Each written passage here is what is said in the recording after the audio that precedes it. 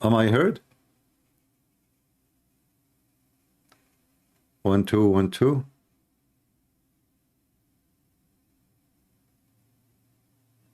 All right, looks like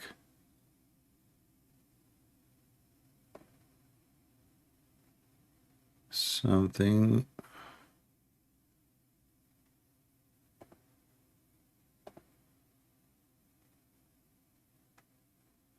Am I heard?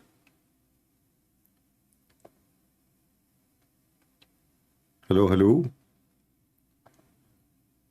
Do you hear me? All right. Look like finally we are live. Yeah. All right. It's a little bit confusing sometime to see if you are live or not. It takes time. So good. All right. Thank you, everybody. Welcome home. And please invite your friends. If there is any Muslims around, invite them. Let us together discuss this topic and see and examine together Islam, if it is really from God or not. If you are a Muslim, feel free, you can call me anytime. I will open Skype soon and we go from there. See ya.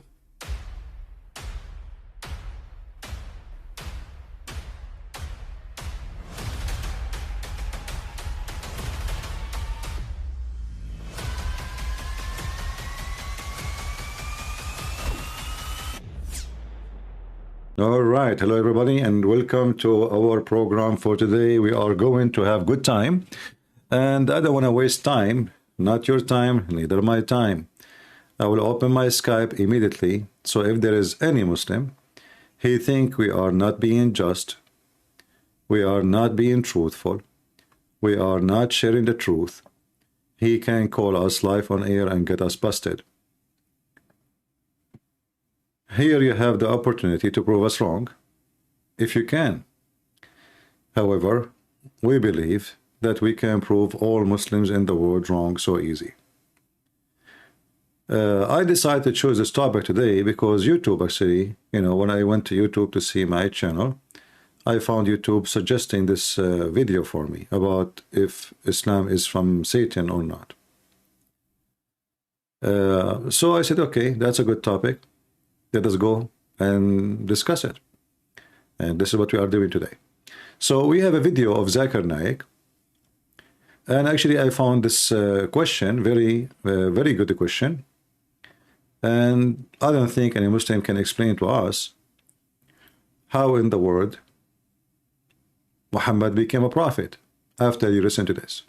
Given today, and you have given the surahs and the ayat from the Quran. Surah 1788 says, if all mankind and the jinn would come together to produce the like of this Quran, they could not produce it. But History of Al-Tabari, Volume 6, page 107, Ibn Shahat, Kitab Al-Tabqat, Al-Kabir, Volume 1, parts 1 and 2, pages 236 and 239, Ibn Ishaq, Sirat Rasulullah, page number 165, 167, says that Muhammad was inspired by the Satan and spoken on behalf of three goddesses, Allahat, Al-Uzza, and Mannat, saying that their intercession is hoped for. After some time, later upon receiving further revelation from angel Gabriel, that those verses were not from Allah, but inspired by Satan. My question is, this incident has several implications. The challenges of the Quran to bring the surah like it in Surah 1788 was actually met by those satanic words in Muhammad's own time, right? Which in turn leads to the conclusion that the rest of the Quran, is this from Allah either? Brother, what's your name? I'm Danny, I'm a student. I'm studying on the book.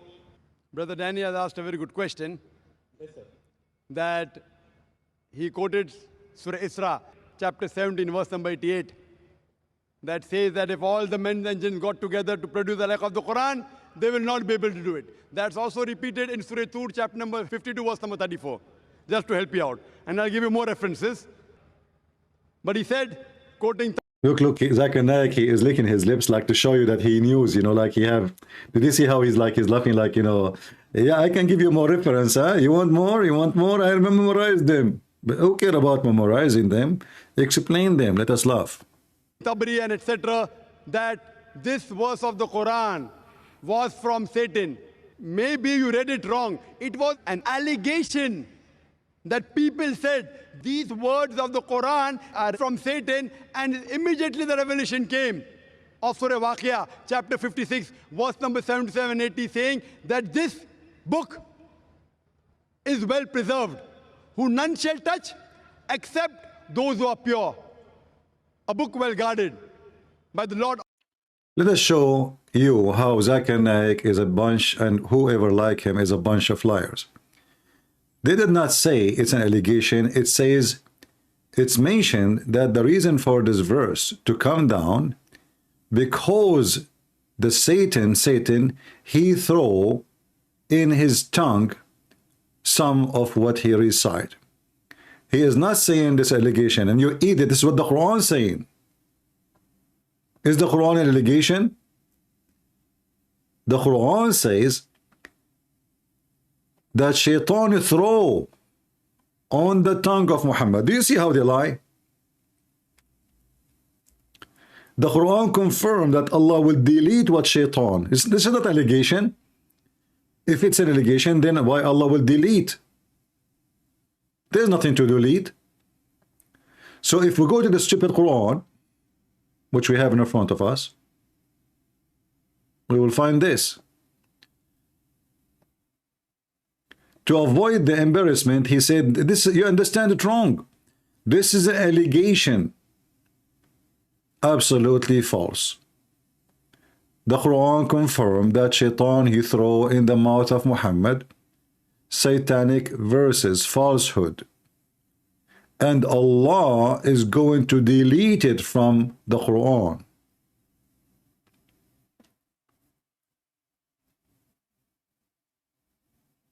If we open any Islamic interpretation, we will see this is what it says.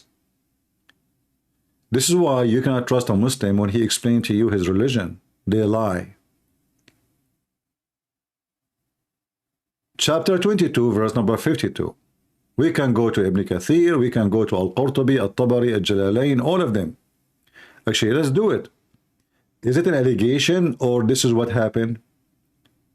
Let us see. Chapter 22, verse number 52. Here we go. Allegation, huh? Allegation. All right, sorry. This is not, this is 24. All right.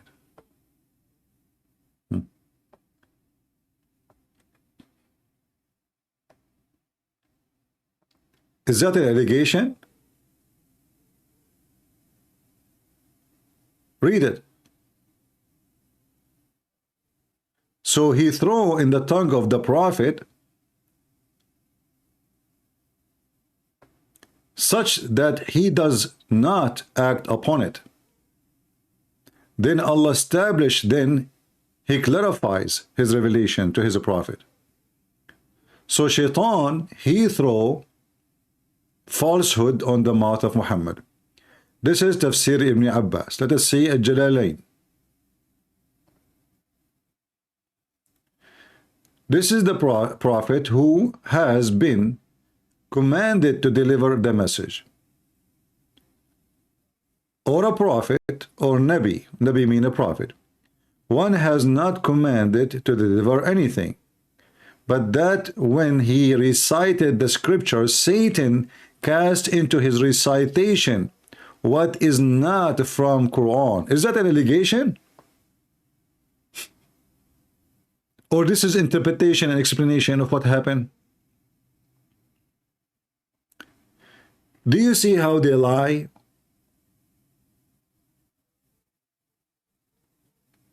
And now the question is still valid. As long as Shaitan, he can deliver satanic verses to Muhammad once, well, he can do it again and again. correct? As long he was able to do it once, well, what is the proof that he is not doing it non-stop during the lifetime of Muhammad? So I have now a verse from the Quran confirm an incident which proved that Muhammad is a satanic prophet.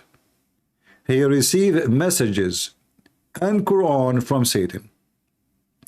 And here, by the way, there is something very important. I hope people will take notes. If Quran is so amazing as the Muhammadan they claim, and if the Quran nobody can make like it, how come Muhammad did not notice the difference between the Quran of Allah and the Quran of Shaitan?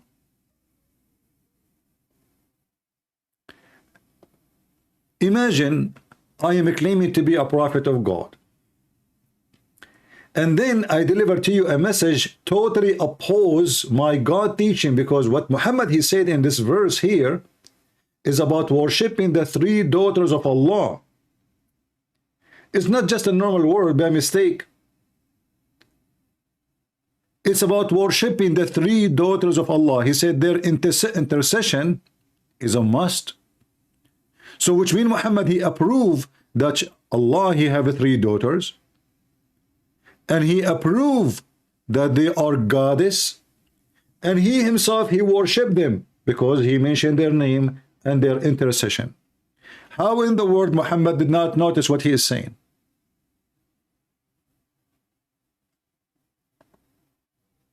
Are you with me?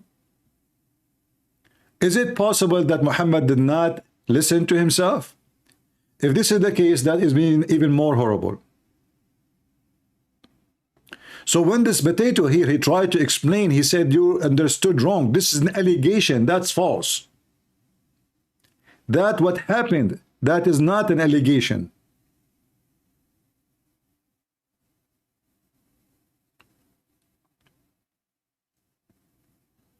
And the story is more funny to the point Allah will send an angel to Muhammad to tell him, Muhammad, Habibi Muhammad, what you did, Habibi, this is not from me. It took him more than 2 weeks. What happened simply, Muhammad, he praised the three daughters of Allah in front of the Arab who they worship, the three daughters of Allah and Allah.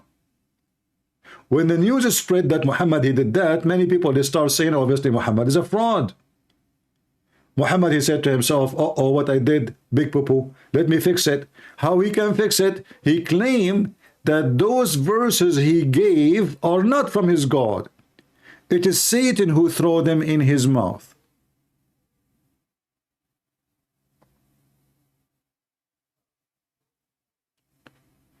And now the verse in the front of us is very laughable. Why? It doesn't even say what Allah will delete. How we know which verses are satanic verses? And how about maybe the one who made this verse is the same one who gave Muhammad satanic verses? If Satan can come in the image of an angel, as Muslims they claim, according to the story, Satan he come in the image of Jibreel, and he gave Muhammad those verses. But this story does not make any sense. Why? Because Muhammad was reciting the Quran when he received those verses. So there is no Jibreel. He saw nobody. He was reciting verses he already have. And now he added to it the satanic verses, or worshipping the three daughters of Allah. So how this can be a prophet of God? Do we have any Muslim would like to join us live on air?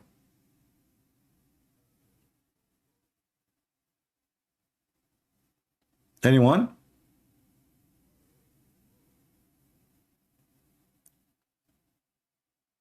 You can read every interpretation of the Muhammad, and you will see how Zakir Naik and his kind, they lie about what happened. Read carefully.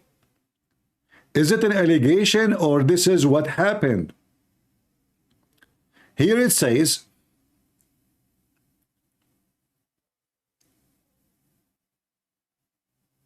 if you read, when he was reciting the following verses from Surah An-Najm, have you considered Allat al-Uzza? So Muhammad now mentioning Allat al-Uzza, the goddess, and Manat, the third one. And this is a chapter 53, 19, 20. Added a result of Satan casting them into his tongue without the prophet being aware of the following words. This is not an allegation, this is what happened. And this is what you Muslims are telling us. So why is Zakir Naik saying this is an allegation?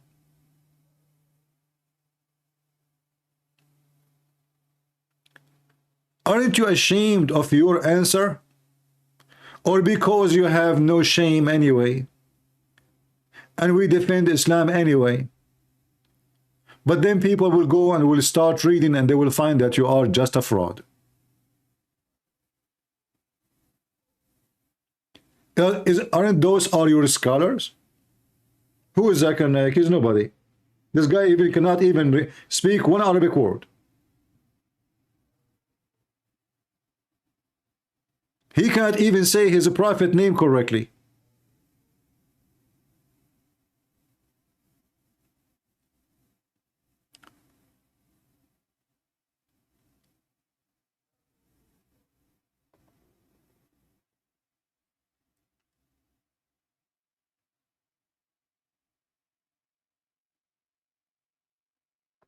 If we search in YouTube about Islam from Satan, actually let me do this.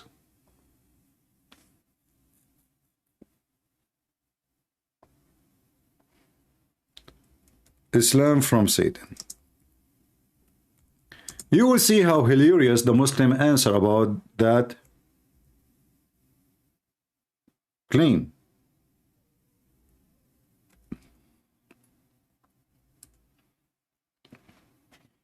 Give me a minute.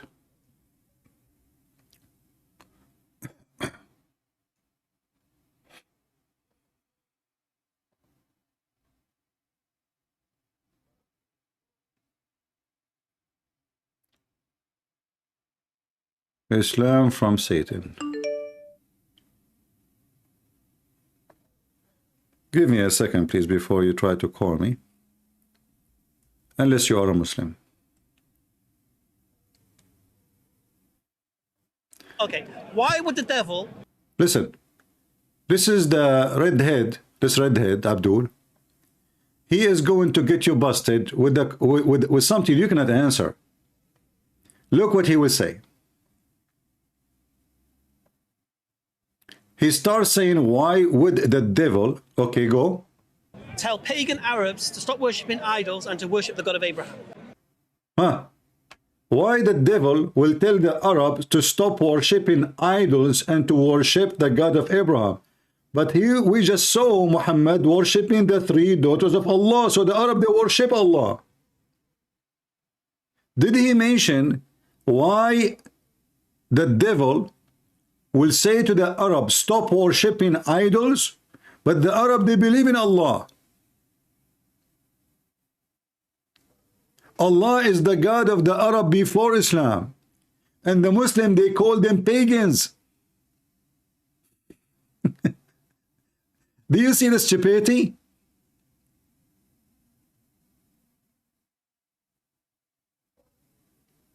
For those who they are saying, I'm not getting notification, you can go to your app or to your phone to check if you have notification is on. Because sometimes we turn it off because it's annoying sometimes. So check that out. So look at this. So why Shaitan why Shaitan will ask people to worship in idols? You still worshiping the same idols. The Arab before Islam, they go around the Kaaba, they kiss the black stone, they do exactly the same numbers of tawaf around the Kaaba, they throw the rocks, they go between Amanat and As-Safa. You do exactly the same.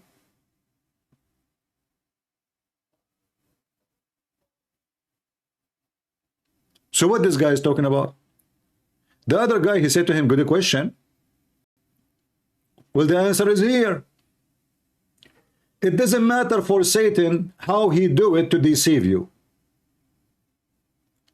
The important is to deceive you. So are you Muslim now, not being pagan?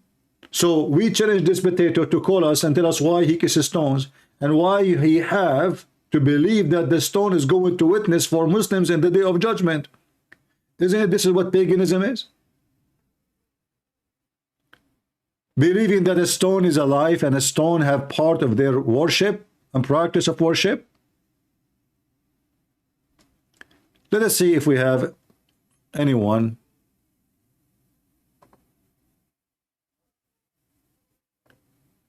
All right.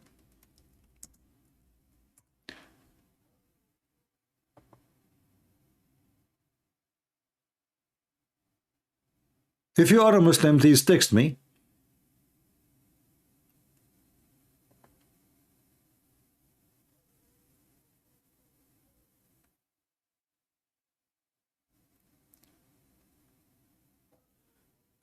Some people saying that Rumble is banned in Indonesia. All of you in Indonesia, you use a VPN, use it. There's many of them for free. You can log into Rumble for, you know, through those programs. There's a browser, they do it for free for you. Let us see this person trying to contact me.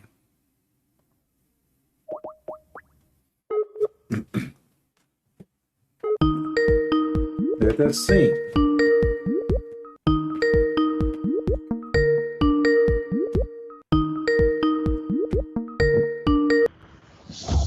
Oh, Hello? good evening, my brother and cousin. Good evening to you. Listen, I just saw the title of your screen, and you know, it just made me think like, what does it matter if Islam is the religion of the devil? Just think about how Christianity is truly the religion of God. Just think about how everything that is born upon Christianity stands nowadays, and everybody runs to it, right? How it is truly so that everything that is built upon the rock stands tall and never gets destroyed by anything that ever, you know, just look at the word, how consistent it is, how merciful that our Lord and Savior is all throughout the scripture, how truthful he is, how merciful, how graceful he is, and all the works that come of him, how he truly tells us how everything is supposed to be and how it is, and also warns us about who will do what. It's truly the work of God, you know, from beginning to end, and the evidence is out there. I mean, every single society built upon the word stands nowadays, and everybody is safe, and it's truly just like the blessing of Abraham. It's not the Jews, it's nobody, because when you look at it, every single child that is raised hearing of stories of the Bible and of the Word, and every single genius in history has always been raised in a Christian family, because scientifically anybody who is raised upon the Word of the Bible, he just develops better understanding of the world and understanding of God, really goodness, and from all goodness only comes goodness, and that is the grace. And I don't know how anybody couldn't get that, you know, like, I don't know what the Quran is talking about. I do not concern myself too much with these things, but it's safe to say that the Bible is just the word of God. Do you agree with me? Can you hear me? I hear you and I'm listening. Thank you very much for your input. You know, a very good point he mentioned that, you know, Christianity have a great impact in our life. You know, when you go and walk in your life with the Christ, you have a better understanding of life and you can be a better person for sure. Christianity changed us, you know, Christ, he changed us. In Islam changed you too, but make you a very evil person who hate everybody, who don't want to live in peace, and you cannot live in peace.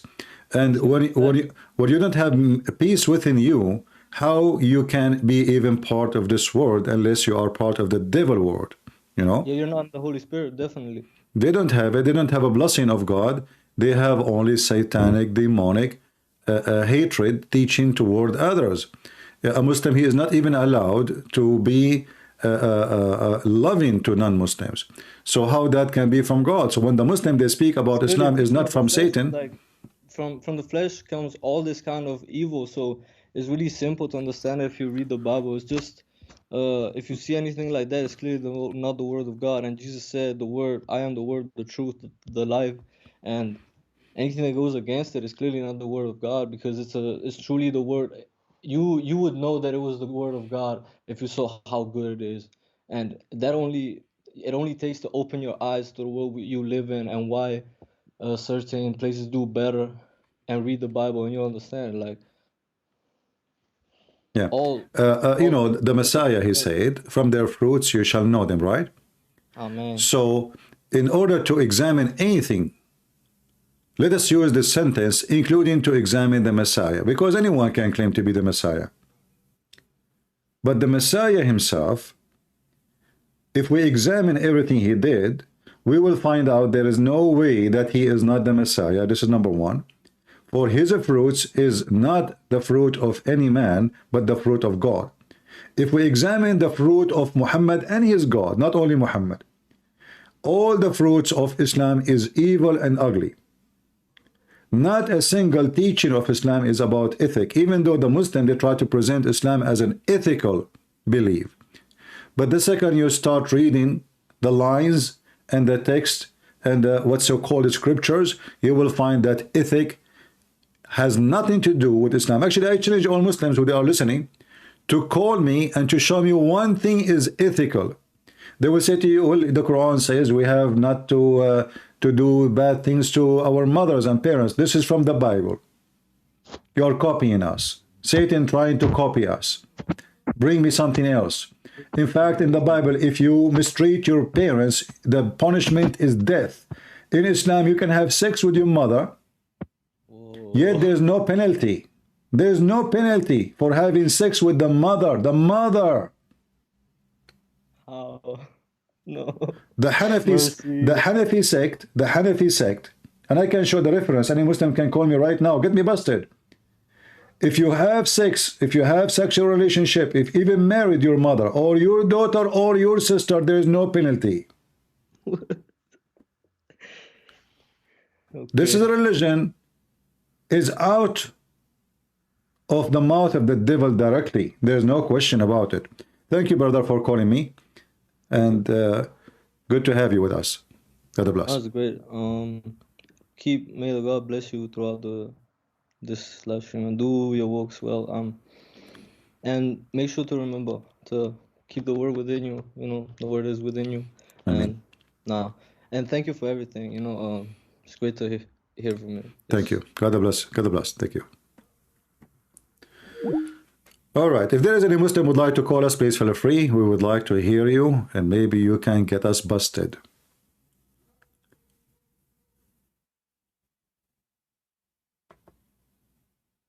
When a Muslim, he says, like this guy, we saw him in the video, speaking about how come the Satan, he would like to command us, if this is the religion from Satan, why he is asking us, this God, if he is Satan, why is he asking us to worship the God of Abraham? Prove it to me. What is the name of the God of Abraham? This is number one. Can you show me where Abraham, he mentioned such a name? We have all the Old Testament in Hebrew. Have you ever heard Moses mentioning the name of Allah? If not, you need to explain to me why. We have all the books written hundreds and thousands of years before Islam. If the God of Abraham is the same as the God of Muhammad, how come we don't even have the same name? Allah, he mentioned 99 names. None of them is mentioned in the Bible. And when I say the Bible, I mean the Old Testament and the New Testament.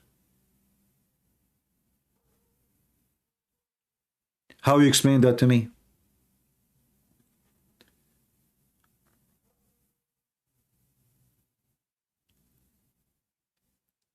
You know, the God of the Quran is a stupid God. Can you share the resource about sleeping with the mother? No problem, sure. This is very easy. Give me a second.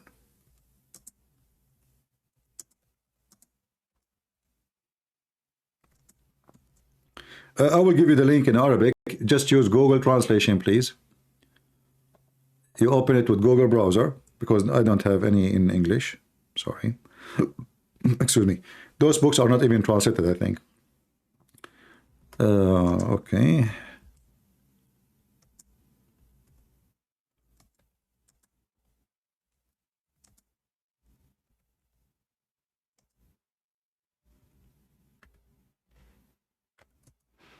Let us see.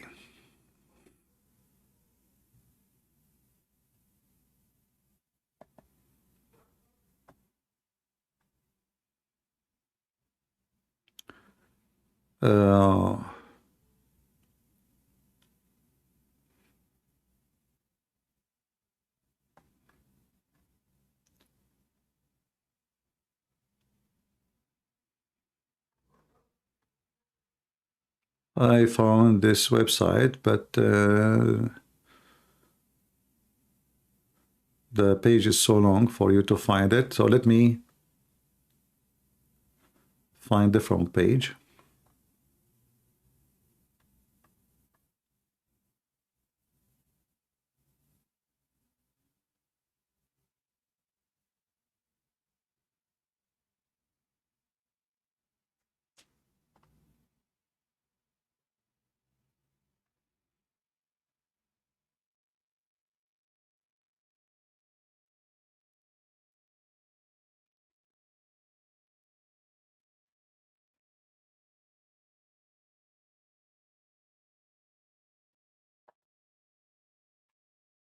Give me a minute.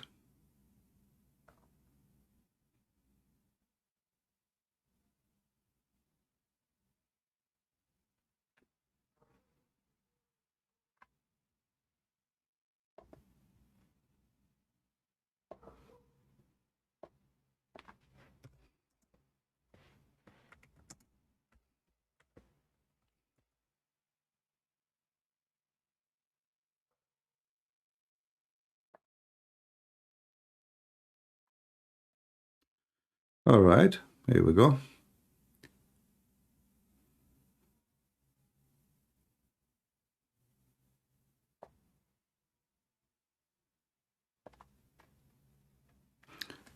I will post this link for you. You need to use Google Translation. All right. You can start from the beginning, actually. The title here, there's a question. Is it true that the Imam Abu Hanifa, Abu Hanifa is, you know, the Muslim sect, the Muslim Sunni are four sect.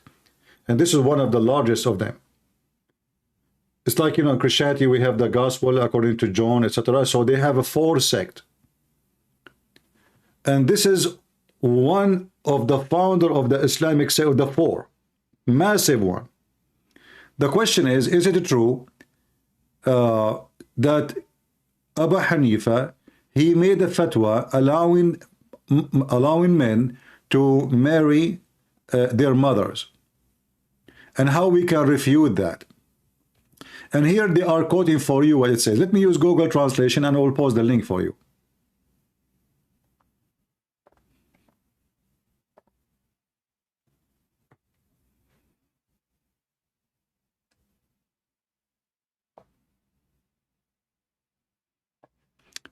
Whoever marries, this is about having sex with the women. What marries?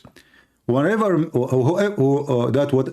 marries a woman who is not permissible for him will not be punished for adultery, but rather he will be punished for severe, painful, punishment. But this is an opinion. They are giving opinion now. But let us go what Abu Hanifa says.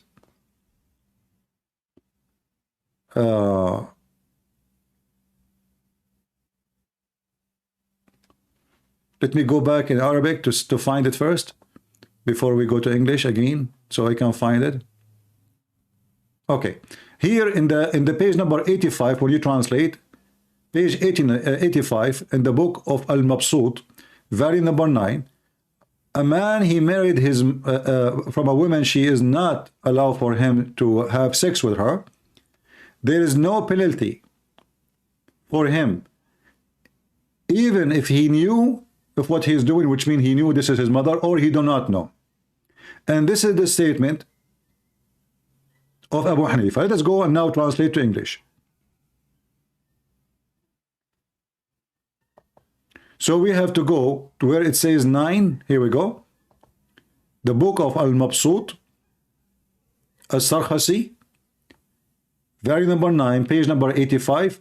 A man who marry a woman with whom is not permissible for him to marry, and he has intercourse with her, there is no punishment imposed in him, whether he knew about it, which means he knew she is not lawful for him, or not, according to the words of Abu Hanifa. May Allah have mercy on him. Do you see it? Let me now post the link for you. So the Muslims, they don't even agree about simple things.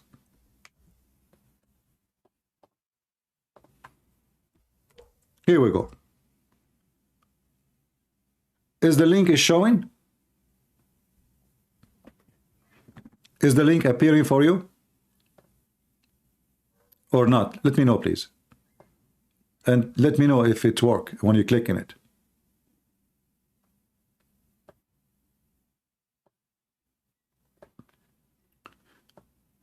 So how they say that Islam is against fornication, and then if a man have sex with his mother,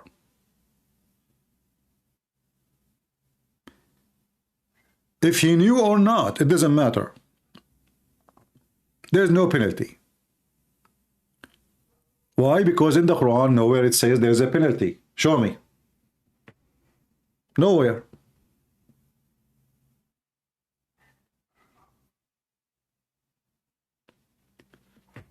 Some saying page is not open, some they say it worked fine. I don't know. That means you have something wrong in your browsing system, because others, they are able to open it. So when somebody says to us the proof that Islam is not from the devil, because the Quran says don't worship the devil, don't listen to the devil. Well, guess what? Jesus told us how to be smart. He said to us, be aware of false teachers. They come to you in the clothes of a sheep, but they are wolves.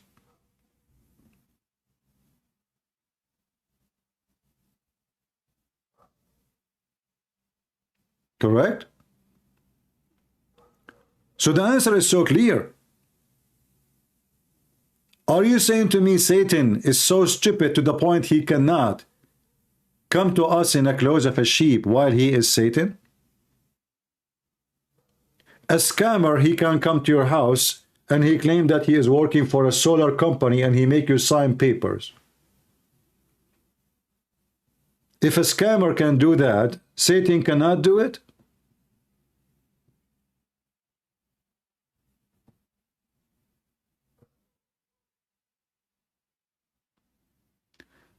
Let us not to be love Antichrist. Don't say stupid things, otherwise I will block you.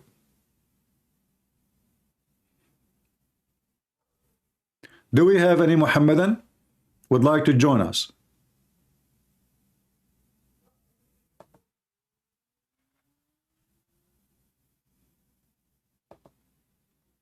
Anyone?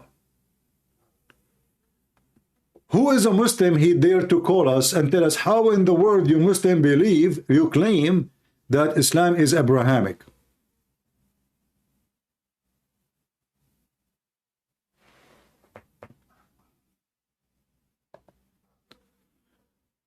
The page you requested does not exist. Okay, let me shorten the link. Maybe that will make it work better. But strange, because it worked for others. What about you copy the link instead of copying, clicking at the link, and then paste? Maybe that will make it work. But let me shorten the link anyway.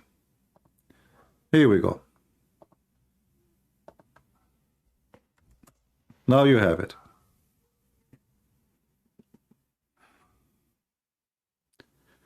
Do we have any Muhammadan would like to tell us if Islam is from Abraham, how come Abraham never mentioned the Kaaba? Never mentioned the Kaaba. Where Abraham he mentioned the Kaaba? In fact, I have a proof from the Quran itself that Abraham never been in the Kaaba.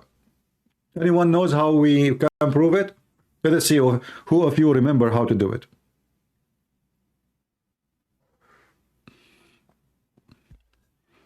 You know, the Quran says that Abraham is the one who built the Kaaba. But this religion is very funny and very stupid. They have a million stories for the same thing. One story, the one who built the Kaaba is Allah, 40 years before he created Adam. Other story, the one who built the Kaaba is the angels. Other story of the one who built the Kaaba, it was people who was exist before Allah destroyed the earth, and he created a new people. Another story of the one who built the Kaaba is Abraham and Ishmael. But guess what we see here? If we go to the City Quran, you will find this.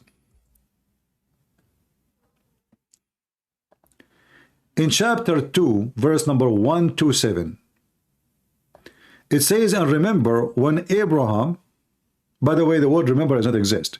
The Arabic in the Quran is very broken, very stupid, so they have to add a word there to make it work. And yet they say to you the Arabic Quran is amazing. Otherwise, why you are adding remember? There's no remember.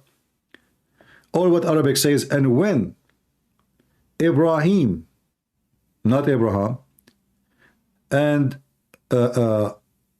Ishmael were rising the foundation of the house. So in this verse here, it's confirmed that Ibrahim and a guy, his name is Ismail, they were rising the house. Which house? The Muslim, they say this is the Kaaba. Okay. Well, what it says here is al-Bayt. And Bayt is not an Arabic word. Bayt mean house, like Bethlehem.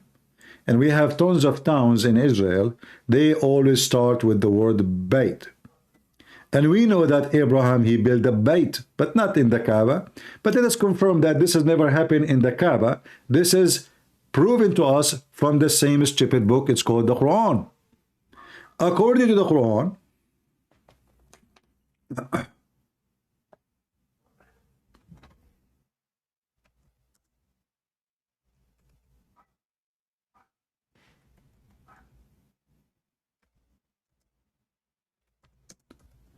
no one came to Mecca to warn the people of Mecca before Muhammad. This can be found in chapter 34, verse number 44.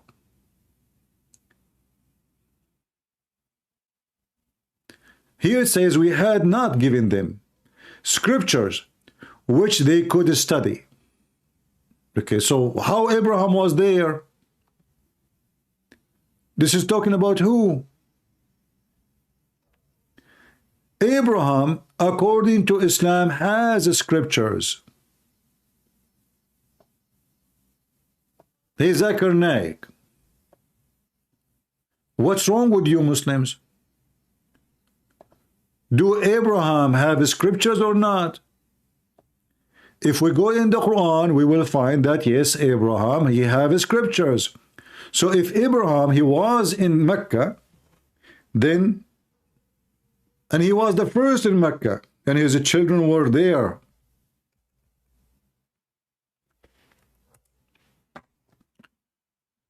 In chapter 87, verse number 19 says, and the scriptures of Ibrahim and Moses. So Moses and Abraham, they have scriptures. All right. So how here it says that those people of Mecca, they never had scriptures, And not only that, we never send him a messenger before you, a warner before you. Do you see it? Do you see it? So the same stupid book confirm that Abraham never been there and not a single one sent by the true God to Mecca. Nobody came before Muhammad.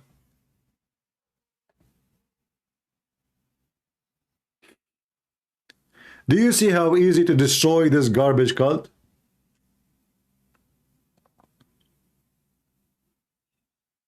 Do we have any brave Muhammadan can call us?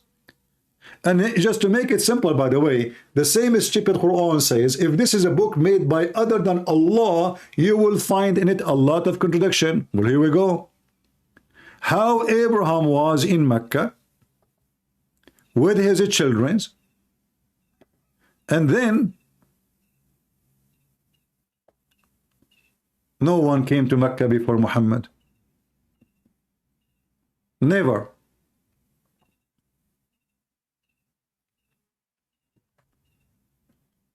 What a laughable, laughable book. See, guys, I told you, Rumble is better than YouTube. Look, here we have more than 1,000. We just started. In YouTube, we have 155,000, and we get like 1,500, 1,700. So obviously, Rumble is way better. At least here we can keep our videos. So always invite your friends and tell everybody where to find me. Share the link, please, and don't forget to follow. Do we have any Muhammadan here would like to join us live on air?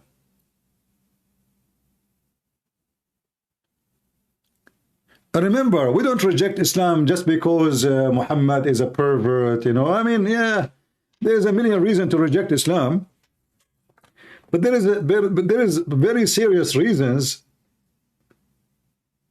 Is the ethic of Islam, not the ethic of a man.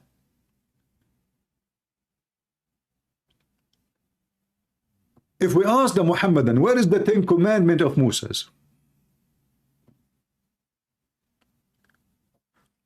Muhammad and the Muslim, they broke every single one of them. Every single one of them.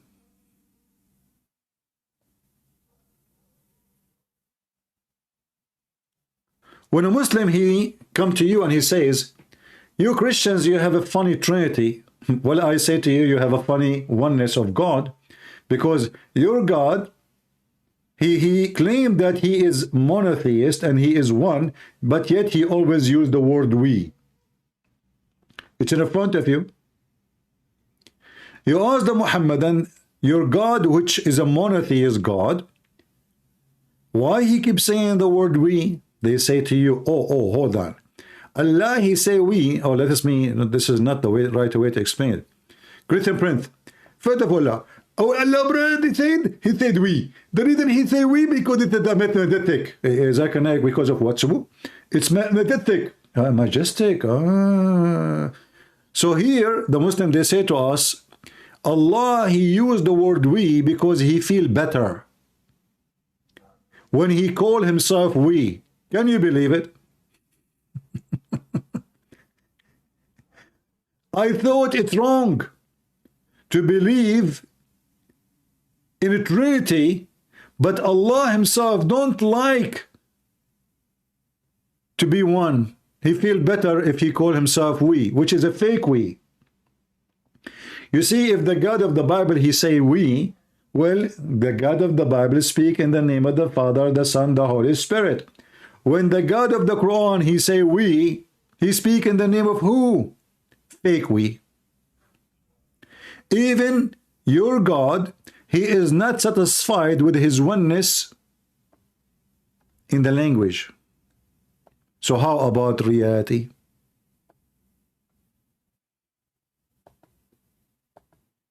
And what kind of God he need to add we before himself to feel better?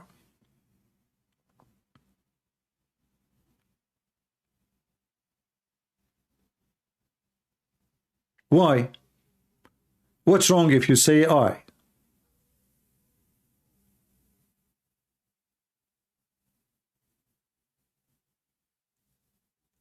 Any Muhammadan?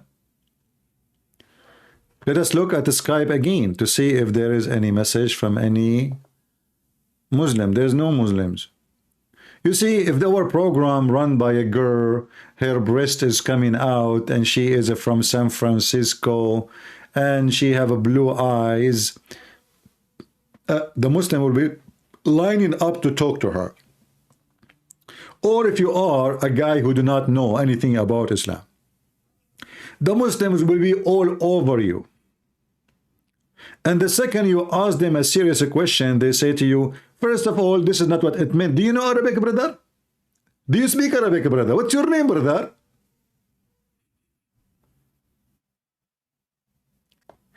And they lie about what their book says right in the front of your eyes. The guy, he gave him the page, he gave him the name of the book. He says, it says there that Muhammad received satanic verses. Zakir Naik lied to him, says to him, no, you got it wrong. This is not what it says. It says an allegation.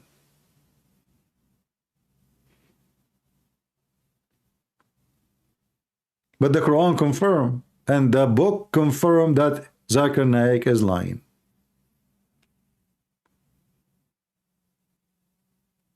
Allegation.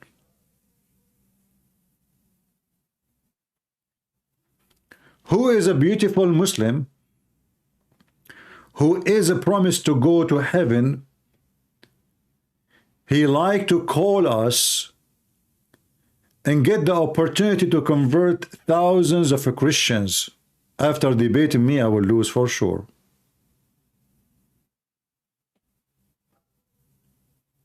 In fact, the first proof that Islam is from the devil is, look at them. They lie to protect their book. You know, why a person, he claimed to be a sheikh, he lie when he answer if he is not following Satan? Why you don't say, okay, this is happening, let me explain to you? No, why you deny it? When the Quran confirm it, the book he mentioned confirm it, all Islamic books confirm it, and the guy, he claimed that this is a false, this is just an allegation. Let us play the rest of the video so we can laugh more, just for the sake of comedy.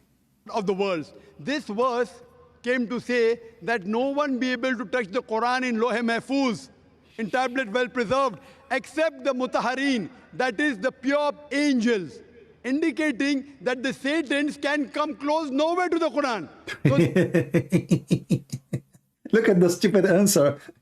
Abdul, he's not saying to you he get close to the Quran. He is saying to you he gave the Quran. You see, they have a lack of intellect, low IQ, stupidity. The guy did not say to you that he went to steal the Quran. He said he gave him false Quran. Same time, the Quran of Allah, brother, is in al-Lawh al-Mahfuz. The guy don't speak Arabic. He don't even know how to say it correctly. But let us show you what he's talking about. In case you do not know, if you are a person who have a tablet, you better know that Allah have a tablet before you.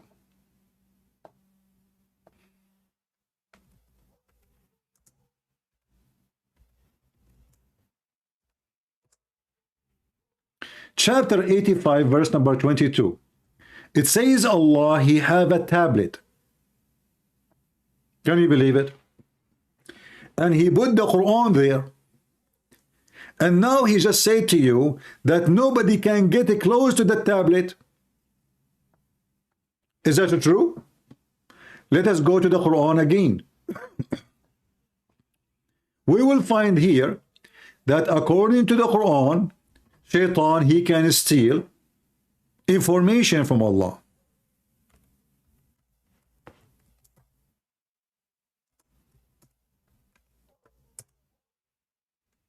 Chapter 15, verse number 18. Except the devil that gain hearing by stealing, he is pursued by a clear flaming fire. So Allah, he protected the sky from every evil, every devil. The sky protected. You cannot go there. Except, and look at the stupidity. So he protect the sky except from who? From shaitan. So what the protection for? So nobody can go there except shaitan. A Muslim, his name is Islamic Kingdom. He cursed me. Okay, well, brother, please don't curse me, brother. Your God curse doesn't work. I don't know who cursed whom. You see, you Muslims, your God, he cursed the Jews, and the Jews are the most successful people in the world. And supposedly you are not cursed, but you are the most miserable people in the world, to the point you cross the sea to run away from your country. So who is the one who is cursed?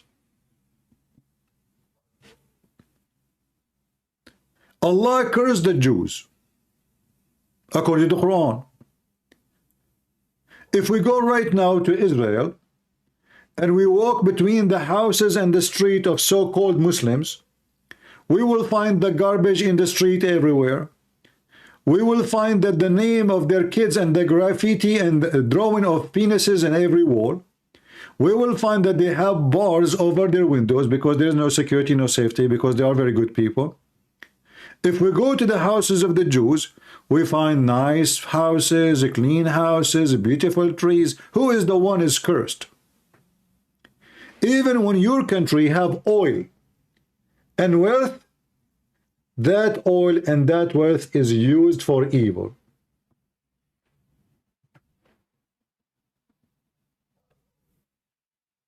Do we have any Muhammadan? If you say this cousin, my cousin, he will break your nose. My friend, is your cousin, his name Saddam Hussein? I have a bad news for you. We broke his neck, not only his nose. Oh, maybe your cousin is al-Baghdadi, the Caliphate. Well, I have a bad news for you. Our dog, Jimmy, got him. In the same time, they made him pieces. Is your cousin Osama bin Laden? Well, I have a bad news for you. We gave him as a donation for the shark. So I don't know who's your cousin. Why you are proud about your cousin, but you are not proud about yourself? Aren't you a man? Aren't you? Call me, you and your cousin all come to me. His cousin. You have a cousin? You Muslims, you call everybody who sleep with your cousin. Is that correct? When Muhammad, he saw Satan, but yet he is not sure if it's Satan or an angel, in the corner of his house. His wife, she called him cousin. When you see him next time, let me know. Do you know what Khadija, she did to prove to him that this is an angel? She did a striptease. Am I lying? Have you ever heard of a prophet of God? It's proven to him that the one he see as an angel by his wife doing a striptease. Since then, I said to myself, it is time for you, Christian Prince, to become a prophet. You know, if I get married, I will tell my wife the same story as Muhammad told his wife, just to make an excuse so she will strip for me. Look how evil. Hey, honey, I see someone in the corner there. Where? There in the corner. Oh, honey, I don't see him. Okay, you know what? What about you do striptease to find out if he is Satan or not? And don't forget to just put the new panty you bought yesterday, okay? This is a prophet of God. And the name of the chapter is Examination of the Inspiration. Can you believe it? That the wife of Muhammad, she examined the inspiration of Muhammad, which is coming from God by striptease. Now we knew why there is a striptease club. It turned to be that all the customers there are prophets. Like why men, they go to striptease club, all of them, they are prophet, trying to find out is the one they see in the corner, is the angel or Satan. And the story is even more horrible.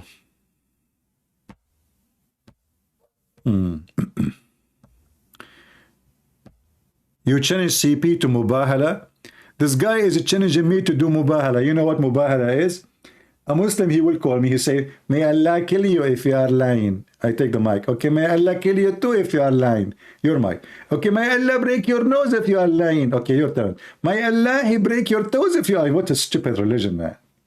This guy is challenging me to do mubahala, which means let us curse the one is lying. In fact, let me show you that this is challenge Muhammad he made to the Christians, proving that he is an idiot and he is an ignorant and he is just trying to run away from the debate. Because the idea of lying, proving Muhammad to be a liar. In chapter 3, verse number 61, when the monks of Najran, they came to debate Muhammad, they stood in the front of his house the whole day and he never opened the door because he cannot debate them. Second day, he told them, look, listen, listen. Allah told me this. Whoever dispute with you concerning Jesus, after all the knowledge has come to you, what knowledge? Isa, you know, and by the way, here, this is all fabrication and translation. There's not such a thing. Let me change the translator. Hold on. Just to show you, if you change the translator, you change the whole book. They have no dignity when translate. So after all the full knowledge has come to you, come, let us gather together, our sons and your sons, our women and your women, our slaves and ourselves and your selves, and let us earnestly pray to invoke the curse of Allah and the one who is a lie, who lie. No? Is that how you debate? Same time, if somebody believes in a lie, doesn't make him a liar. There's a huge difference between a liar and someone believing a lie. Someone who believes in lie, if you ask him, okay, somebody is a Hindu or a Muslim, I ask him, what is your God name? You know, the guy, he say Krishna, the Muhammadan say Muhammad, the other guy, he say whatever. He believe in a lie, he's not lying. He just told the truth. He believe in Krishna. He's not lying. The God who believe in Allah, well, he's not lying. He believe in a lie, according to me, but he's not lying. He told me he believe in Allah. So even the logic of the curse to invoke is so stupid, because this is not the way to prove he's a liar, because they are not lying. They believe in what they believe. Are you getting my point?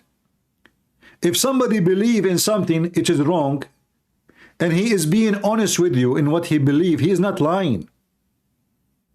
He believe in a lie. This is a different story.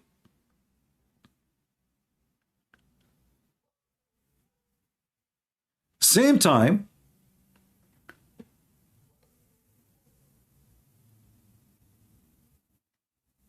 how that can accomplish anything?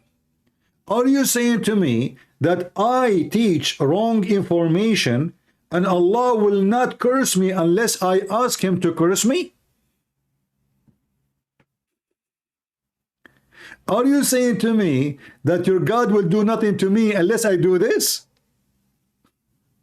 What a stupid God.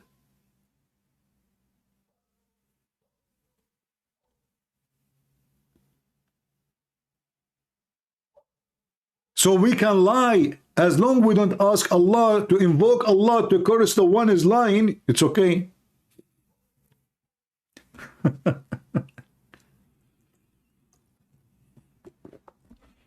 Who is a Muhammadan would like to call us live on air? Any Muhammadan, he is proud to be a Muslim. I like to be a Muslim. There is many benefit of being a Muslim. Number one, nobody can accuse you of being stupid. Nobody. Because being a Muslim is beyond stupidity. To believe that there is a God will make your penis endless and vagina fit for that is beyond stupidity.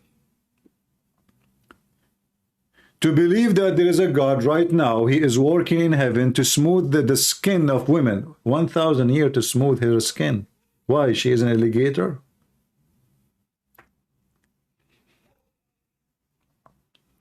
You know, when Muhammad, he mentioned that the ass of your wife in heaven will be 1 mile. The first thing come to my head is to open a business. You know those business? Like, you know, those games in Japan, games like, you know, they have a slidey bars over the water. It come to my head. I said I can do better with this ass.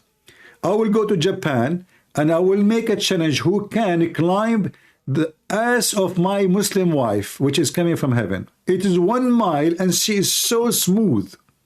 You tell me how you can do that.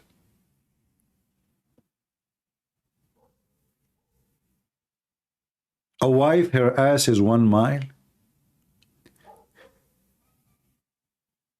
However, this is very small still. If the penis is endless, what 1 mile ass will do? Imagine you have a penis like a macaroni. Endless. You don't know where it is now. Like, hello, Muhammad? Do you know where the end of your penis? Allah knows best, brother. So imagine your penis go in the Amazon River. God forbid, God forbid. Oh boy. You know what kind of fish there? I posted the endless penis in Patreon. Go and read the reference. It's there. Go to Patreon right now, scroll down, you will find the link and you can read it. With authentic resource.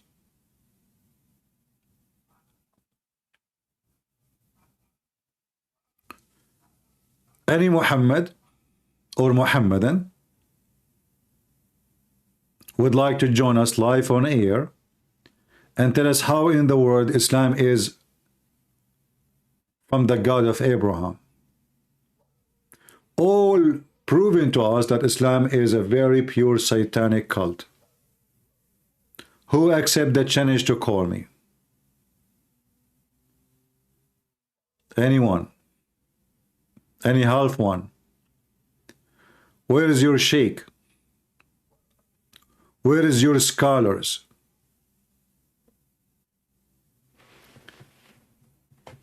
But listen carefully. Some, they come to us and they say, Islam is a good religion.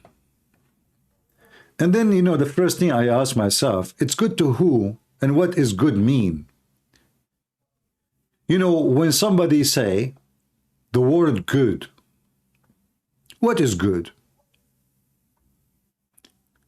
In the world of Muslims, the word good mean kidnapping the Jew is good, raping the Jews is good, kidnapping the Christian girls in Nigeria is good, killing the Christians, burning churches, all kinds of things is good for them. So we might share the same dictionary of words, but words mean different meaning between what we believe and what they believe. So always you have to remember that. Because the word is very good, is very flexible in Islam. Extremely flexible.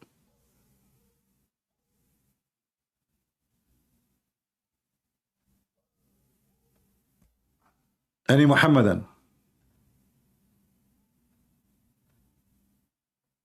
Mayday, mayday. Oh, we have a guy, he debunked Christianity in less than 1 minute. Hold on. Here now to debunk. Okay, guys, this guy, he want to debunk Christianity in 1 minute. That was so fast. Are you trying to copy Lili Dawa, which make him cry for what he said? Listen carefully. Do you want to see how this guy can debunk Christianity in less than 1 minute? That's so fast. Go. Debunk Christianity in less than a minute. And to do so, I'll need my first witness, Jesus of Nazareth. Okay, so Jesus teaches in the Gospel of John that the only true God is the Father. Abdul, who? The only true God? What? I like it when you put your hand next to your ears. You look like a monkey. You stupid idiot.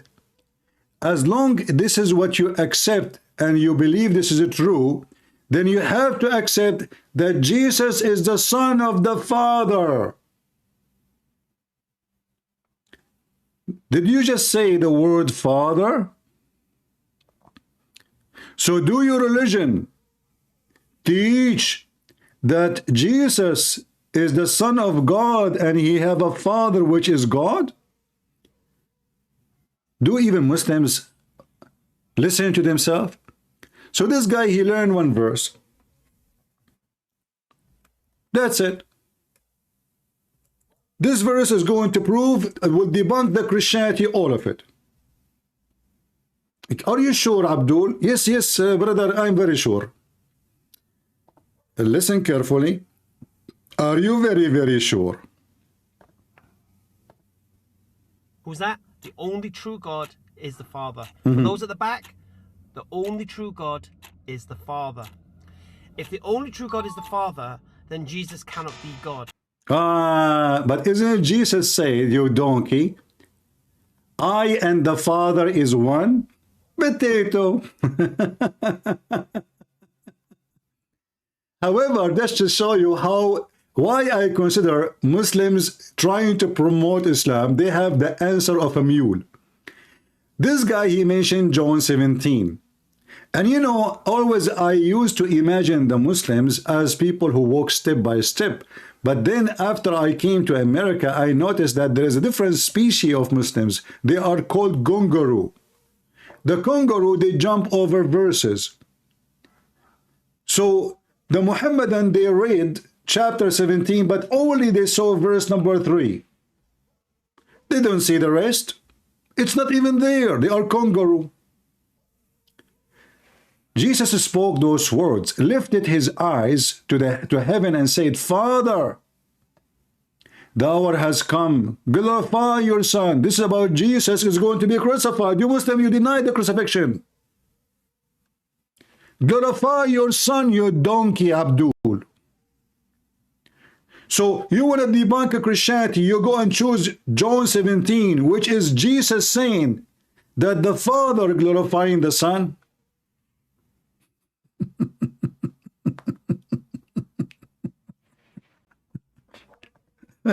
Sorry, I have to use the word donkey. It's, you know, I cannot, you know. That your Son also may glorify you, as you have given him authority over all the flesh. The Muslims, they did not see that. They are kangaroo. You see, the kangaroo is very well known species, have 2 legs and they are long. And when they walk like this, like boing, boing, boing. So a Muslim, when he go and he read in the Bible a verse, he like that verse, he delete the rest. Who is the one who have the power over all the flesh? The Son. The Son of who? The Son of the Father. Who is this Father? Is the only true God.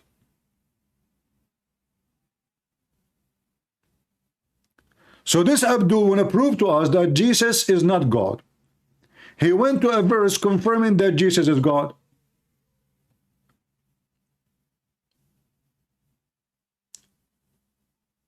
And the Messiah is asking the Father to glorify the Son. Why God will not glorify anyone? Everybody glorify. Everyone praise God. Is that correct, guys? Every tongue praise God, not the opposite. It's not God who glorify us. We are nobody. The Father glorified the Son, so also may glorify you. Who? The Son.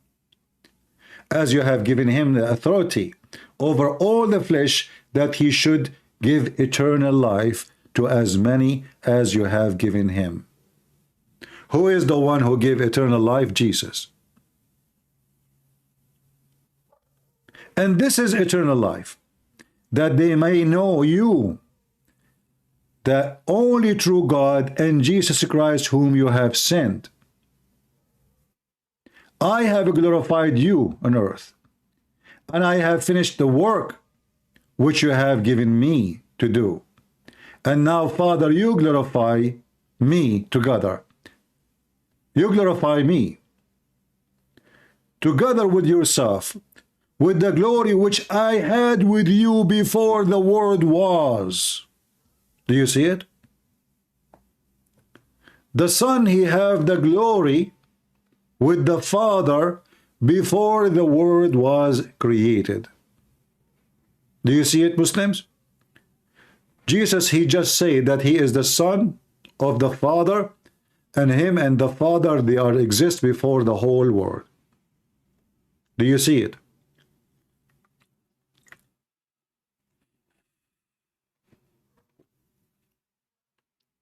Any Muhammadan?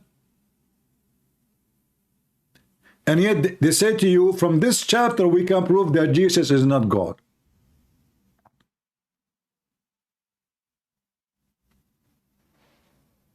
Can you believe it?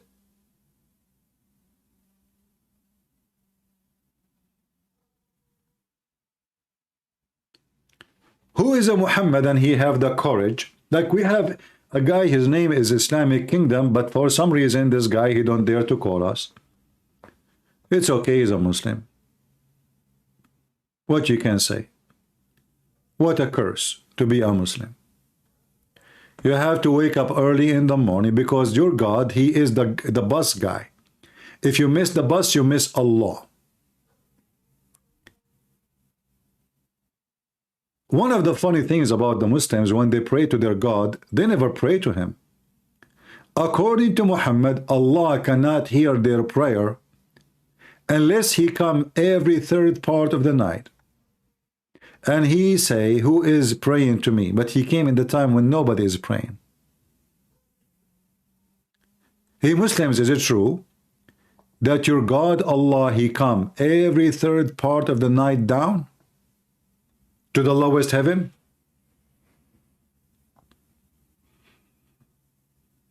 Any Muhammadan?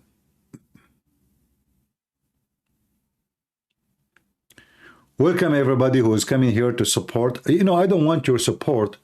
I want you to support the truth. I don't want you to support me. This is not about me.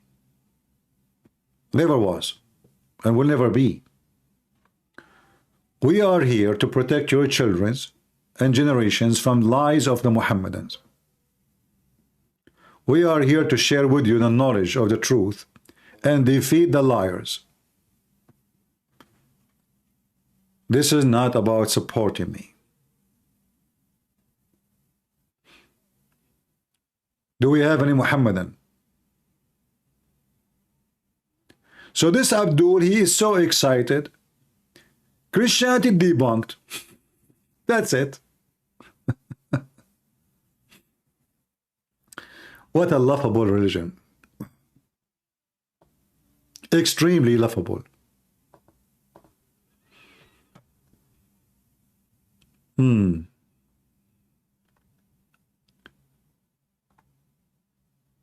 Yeah. Is a pure black dog. Hold on. I just found something will prove to you that Islam is from God. Just hold on. I mean, who can deny that? And this guy, by the way, he charged you only $100 for a 30-minute consultation. Only. Sheikh, Sheikh, is the pure black dog a devil? And is this the type of dog that nullifies our prayer? Jazakumullahu khairan. The Prophet ﷺ in the beginning stated that three things interpret and breaks our prayer: the passing of a woman, an adult, and the passing of a donkey, and the passing of a dog. Hey, Islamic Kingdom, is it true? If you are praying and your mother, she walk by, she is the same as if a black dog or a dog or a donkey pass by and that will destroy your prayer? Is that true, what we just heard? Who is a Muslim can tell us why, if I'm a woman, she's your mother maybe, or your wife, or your daughter, or a dog, or a donkey. I mean, there is a billion innocent, animals and creatures. And how in the world women she become equal to a dog and a donkey? Any Muhammadan can tell us?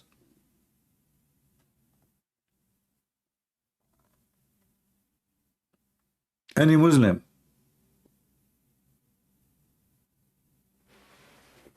A dog, a donkey, a woman. And in the beginning of Islam, when the Prophet came to Medina, ﷺ, he instructed all the companions to kill all dogs. And after some time, he told them to... Listen, guys, this is a proof that Muhammad is a prophet of God. Otherwise, why he instructed to kill all the dogs? I mean, do you see how evil this man is? Why in the world a person who claimed to be a messenger of God, he commanded to kill all dogs? If somebody, his audio or his video is not working, instruct him, please tell him how to do it. He need to refresh the page and click at play. If someone came in the chat and looked like his video is not working, tell him please what to do. You need to refresh the page and click at play. Why Muhammad want to kill all the dogs? Do you know why? Because he is the devil. Dogs, they can sense evil. Dogs, they can sense evil spirit. Animals, all of them, they can do that. So obviously dogs, they hate Muhammad. And Muhammad, he hate them very much. And this is why he command to kill all dogs. Otherwise, give me one reason to kill dogs. Is that a merciful act from a merciful prophet? From a merciful God? Dogs are very useful. So Muhammad command to kill all dogs, and then the Arab, they start complaining. What are you talking about? We need them to guard our animals, to guard our houses. The beginning of Islam, when the Prophet came to Medina, ﷺ, he instructed all the companions to kill all dogs. And after some time, he told them to stop. And he told them that the ruling of killing all dogs was abrogated. Why? You see, this is a clear evidence that Muhammad is a fraud. Are you saying to me that your Allah, he made a mistake when he decided to kill all dogs? And then when he noticed that people are complaining that this is not right, he abrogated that command, and then he told them to kill certain dogs? Do you see, guys, the stupidity? Did Allah give Muhammad a wrong command, so he needed to upgrade the command? Either killing dogs was a right decision, or it is not.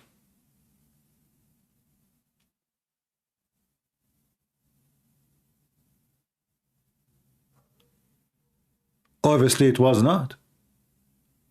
Otherwise, why Muhammad need to abrogate a decision given to him by God, and then the abrogation coming from his God changed his mind? His God, he got a report that this is a stupid decision? His God is Joe Biden? He say no border, now he want border? How this can be from God? Why God, he commanded him in the beginning to kill all dogs? And how you abrogate such a thing?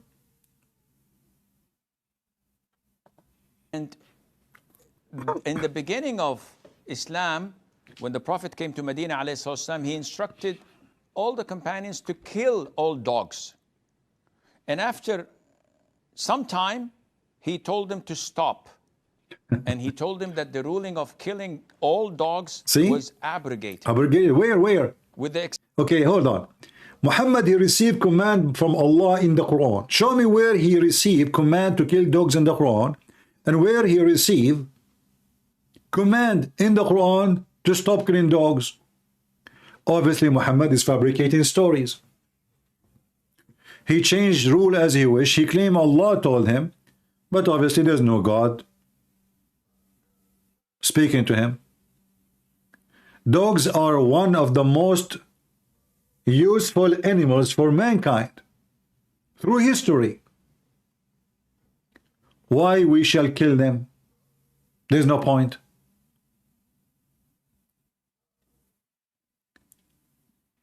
The only reason to kill dogs, all dogs, if you are an evil person, I don't see any reason. Dogs can be very beautiful. For sure, there is like a bad animal, or they have some rabies or etc. But generally speaking, but all even a human, there's a human they have rabies. There's a humans bite people in the street. There's a human they kill people in the street. This is not only happened to dogs. This happened to all creatures. But the major number of dogs are beautiful. And they are always helping us in life. In fact, now, one of the medicine is used, or treatment is used, for people who they are suffering from being lonely and suffering from being nobody come to them, is having dogs. They help a lot of elder people to survive. Dogs, they can save life. In the case of death or disasters, dogs are number one to use to research for rescue. Right now, as we speak, the Israeli army using dogs to capture terrorists. So instead of losing an arm or a leg of an Israeli soldier, a dog, he go inside, he have a camera in the top of his head with light, he sniff, his bark, he attack the terrorist, and he save life. Dogs, they can walk a blind man in the street. Dogs, actually, they can alarm if the person he have heart attack or he will have one. Who said dogs are bad? And what kind of God he command to kill all dogs? You tell me.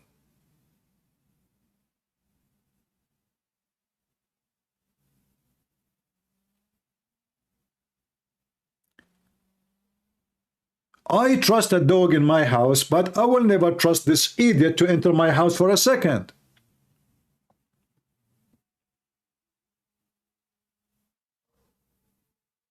Do we agree? In fact, those can be, you can trust them more than a human. You feed the dog, you treat the dog nice, the dog will give his life to protect you.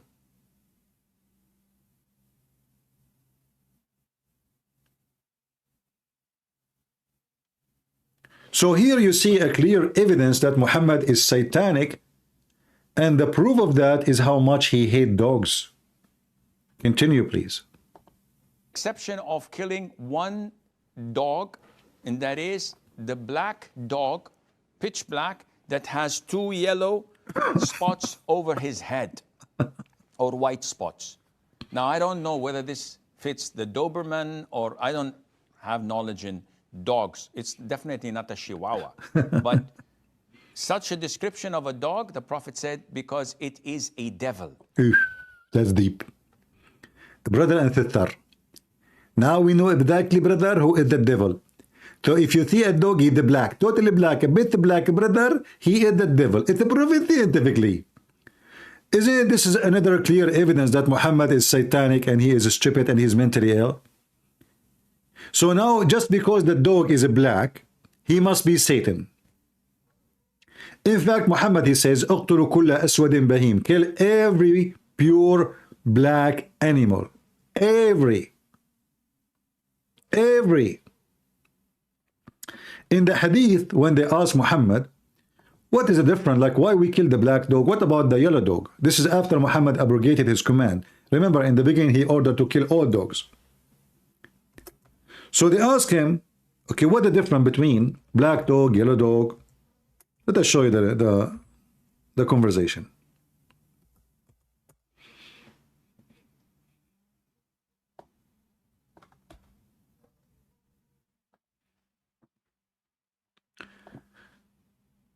So this guy, he asked the companion of Muhammad. He said to him, so why only the black dog? What is matter with the black dog? I said, oh, Abu Dhar. Abu Dhar is a companion of Muhammad. He is the father of the ants. What feature, sorry, is there in the black dog which distinguish it from red dog or yellow dog? He said, oh son of my brother, I asked the Messenger of Allah as you asked me. He said the black dog is the devil. So yellow dog, which means blonde, there is no way he is the devil, is the cute. Right? Red dog is the redhead dog. He's cute. Black dog is the devil. And for sure Muhammad is not a person who hate color black. Obviously.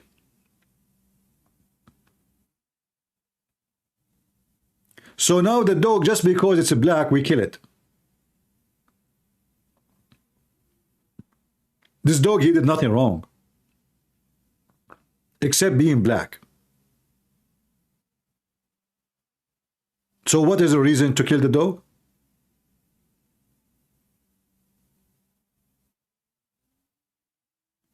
What is the reason to kill the dog? It is the devil. Suddenly the devil become a dog. You know, this devil, he come to Muhammad in the shape of an angel. Why in the world do you want to become a dog?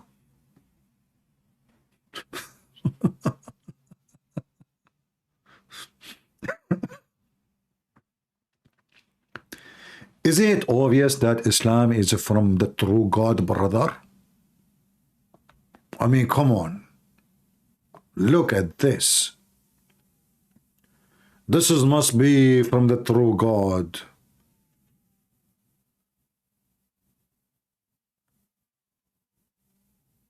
Muhammadans?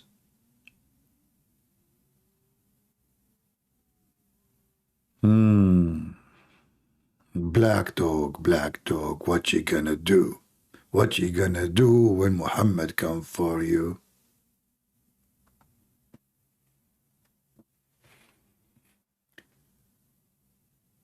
Any Muhammadan here?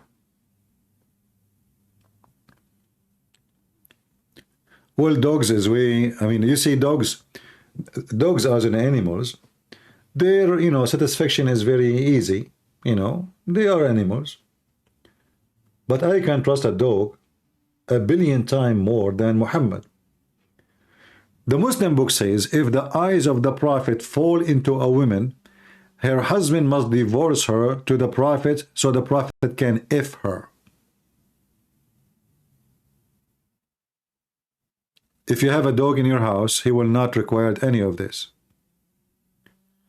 Abdul Hamid, you can call me, my friend. You can call me using Skype. Skype is in the info of this video. You see Skype? Under the info of the video.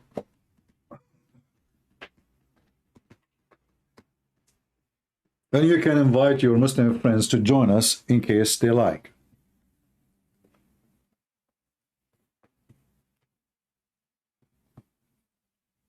All right?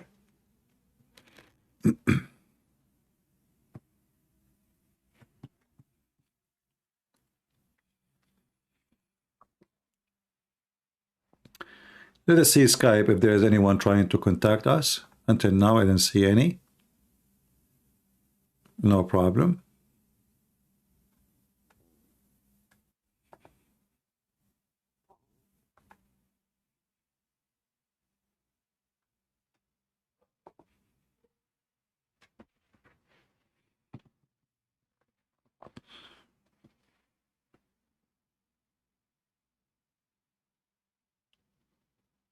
Any Muslim would like to join us live on air? We believe Islamic is a pure satanic cult. We believe that Muhammad is nothing but a pagan satanic man. And we have all the reasons and the evidence to confirm that. If you are a Muslim who think that we are wrong, and you think you can prove us wrong, feel free to prove me wrong. Unavailable Skype, how it is unavailable? Why it is unavailable? This is my Skype. It is available. And I am live on air.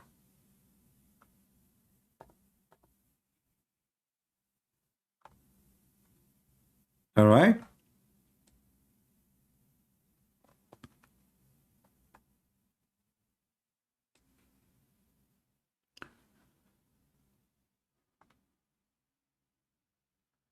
Abdul Ahmed 123, this is his name.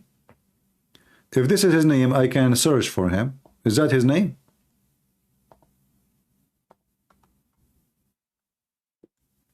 Is that his Skype? He can give me his Skype and I can search him, no problem.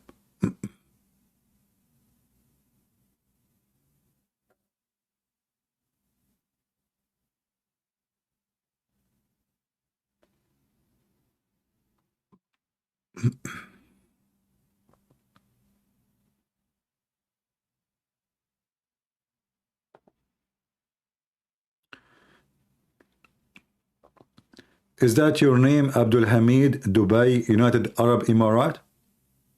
Is that the one?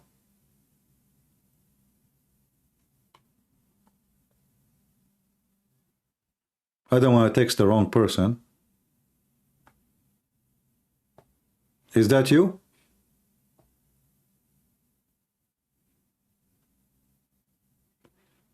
Just let me know. And I will text you immediately. Okay. Well, give me your Skype. Okay. Live. Hold on.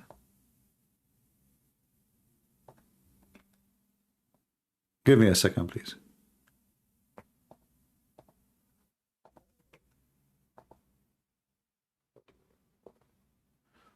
This is the same guy. I think he was blocked yesterday, maybe. Because still I cannot find him.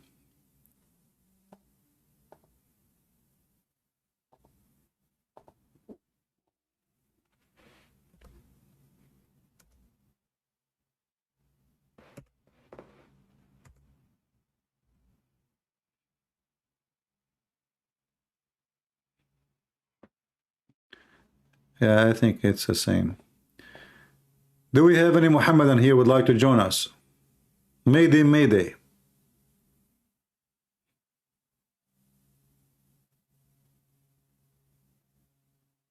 Anyone?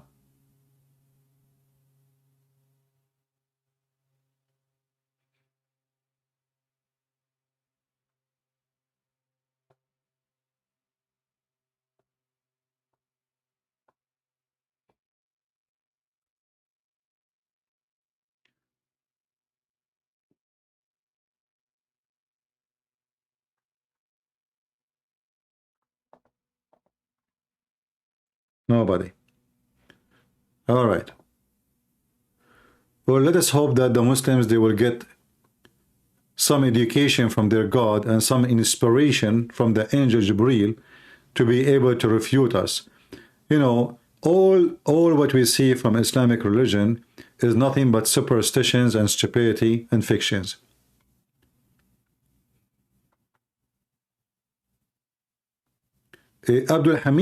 Abdul Hamid saying Islam is the true religion.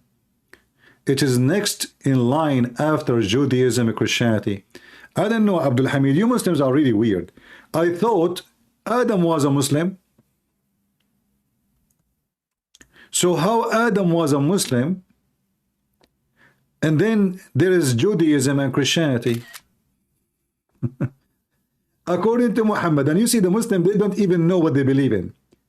When they want, Isa was a Muslim, Musa was a Muslim, everybody was a Muslim, and then they say Christianity, and then they say Judaism.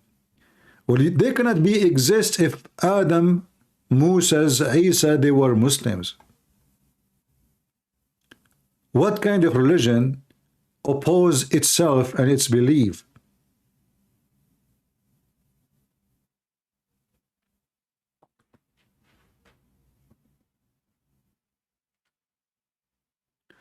So Abdul Hamid, why you don't give me your Skype, my friend? Give me your Skype. Give me your real Skype. Come on.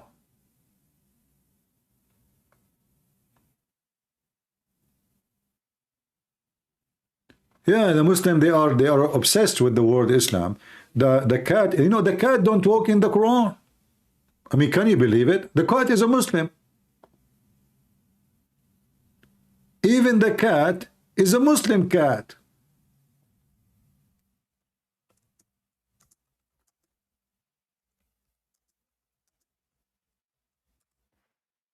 Why the cat is not walking in the Quran?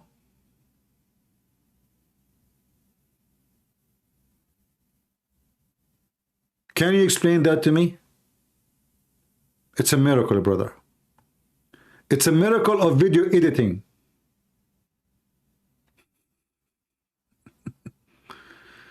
Look at this, look at this. The cat is not stopping in the Quran. Listen, listen, listen, listen. How you explain that to us, brother? Look at this. Subhanallah, Subhanallah. Listen carefully.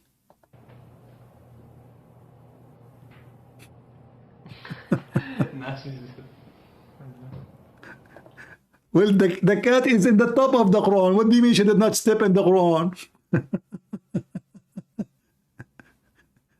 The private part of the cat in the top of the Quran. So the Muslim, they made videos about the cat don't step in the Quran. And that was a clear evidence from God that this cat is a Muslim cat. But then there is many people, they start looking and reading if this is true or not. Is it really true that the cat don't stop or step in the Quran? We have there is an infidel, his name is David Wood. This guy is, you know, he have a friend, he have a Quran, and he have a cat. So he said to himself, you know what, I'm going to do this. If the Quran reading, if the cat don't step in the Quran, I will become Muslim like the cat. A lot of Muslims have been sending me videos claiming that a cat will not walk on the Quran. And they're presenting this as evidence for Islam. Evidence that proves that the Quran is the word of God. Oh, look at this, some music too.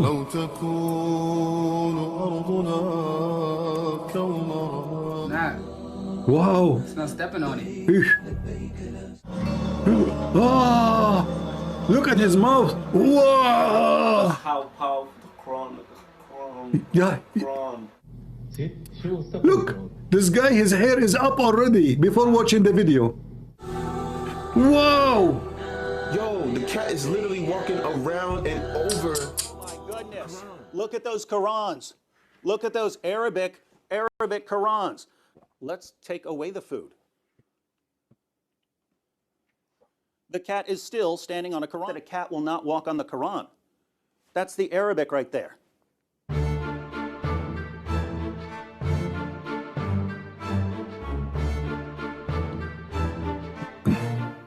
Ordinary cat food. Why is this cat so quick to walk all over the Quran? Will you walk on it for a string? You'll walk on the Quran for a string? But I thought a cat will never walk on the Quran. That's the Arabic. That's the Arabic of the Quran, that this cat is walking all over for a piece of string. It's not even going for food. This cat has absolutely no respect whatsoever for the Quran. Do you know why? It's because cats have absolutely no respect for anything. Is this cat possessed by a jinn? No respect for the Quran whatsoever. Some cats like laser pointers. Come here. Come here. Will you walk on the Quran for a laser point? Huh? It's so easy to get this cat to walk on the Quran. She's seeking knowledge from the Quran. She's seeking knowledge. Now the cat is just pawing randomly at the... Okay. This is Abu Hamid. This guy is a kid, you know, you remember him? The one who claimed to be a sheikh.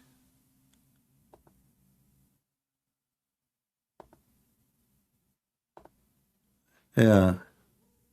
Hold on, give me a second.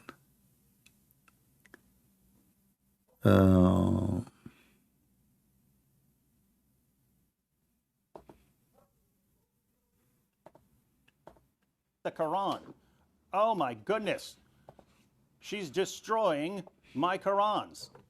So why do Muslims use arguments like this? It took me 1 to 2 seconds over and over again to get this cat to walk all over the Quran.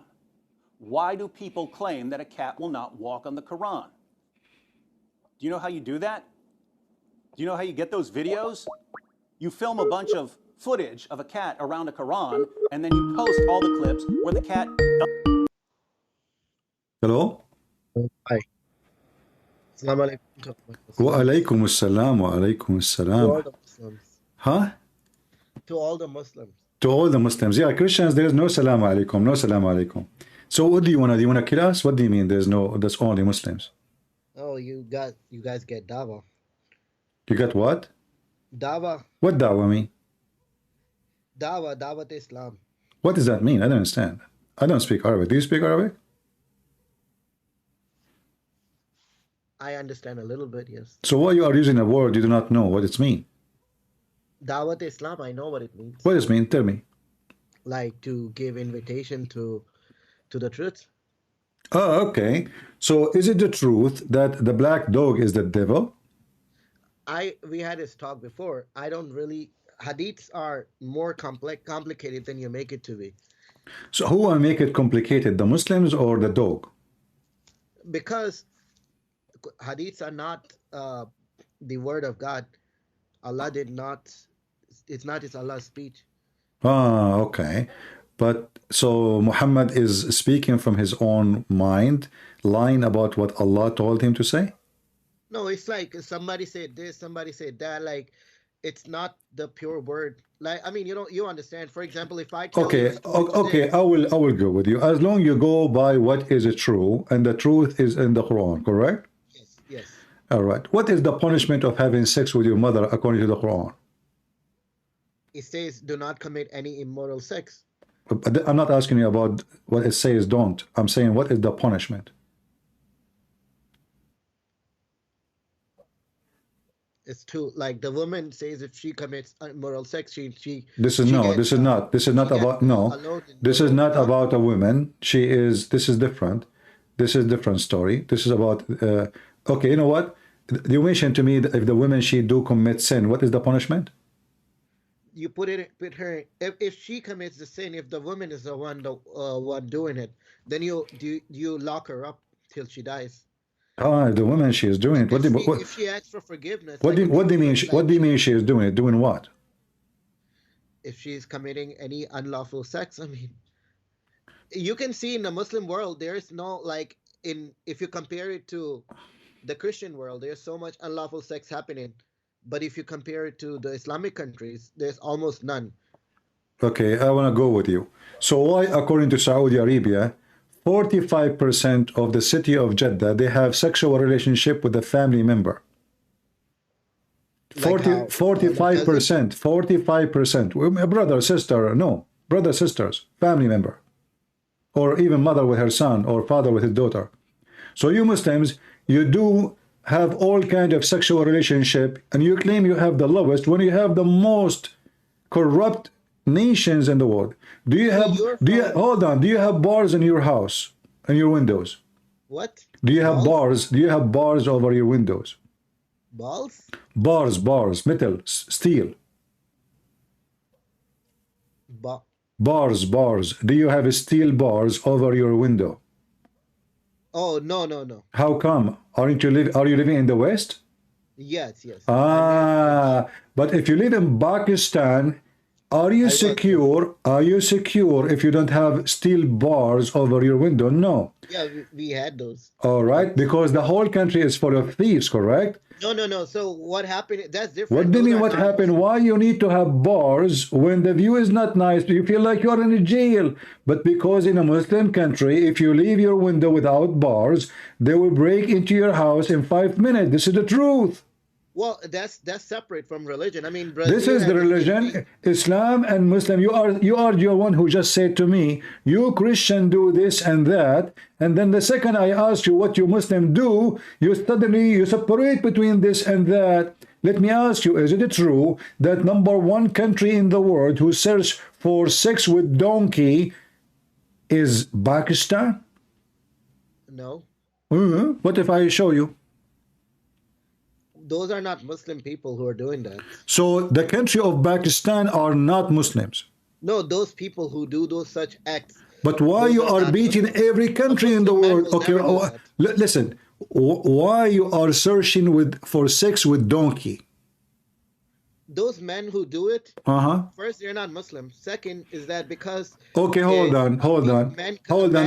Save their okay, daughters. why they are not Muslims? Isn't it the Quran says Allah forgive all sin except shirk? Yes. So they are Muslims. Why you are lying? No, those are, I mean, a Muslim man wouldn't do such things. I mean, it's forbidden. No, it's not forbidden. Show me where in the Quran it says it's forbidden for you to have sex with donkeys. Go ahead. It says unlawful sex, and nowhere it says unlawful between man and women, not about sex with donkeys. Okay, where does it say do not have unlawful sex only between man and women? It says do not have unlawful. It says that it's okay. Okay, give me the verse talking about unlawful sex, and I will show you. It's about women and men. Hold on. Go ahead. Don't fornicate.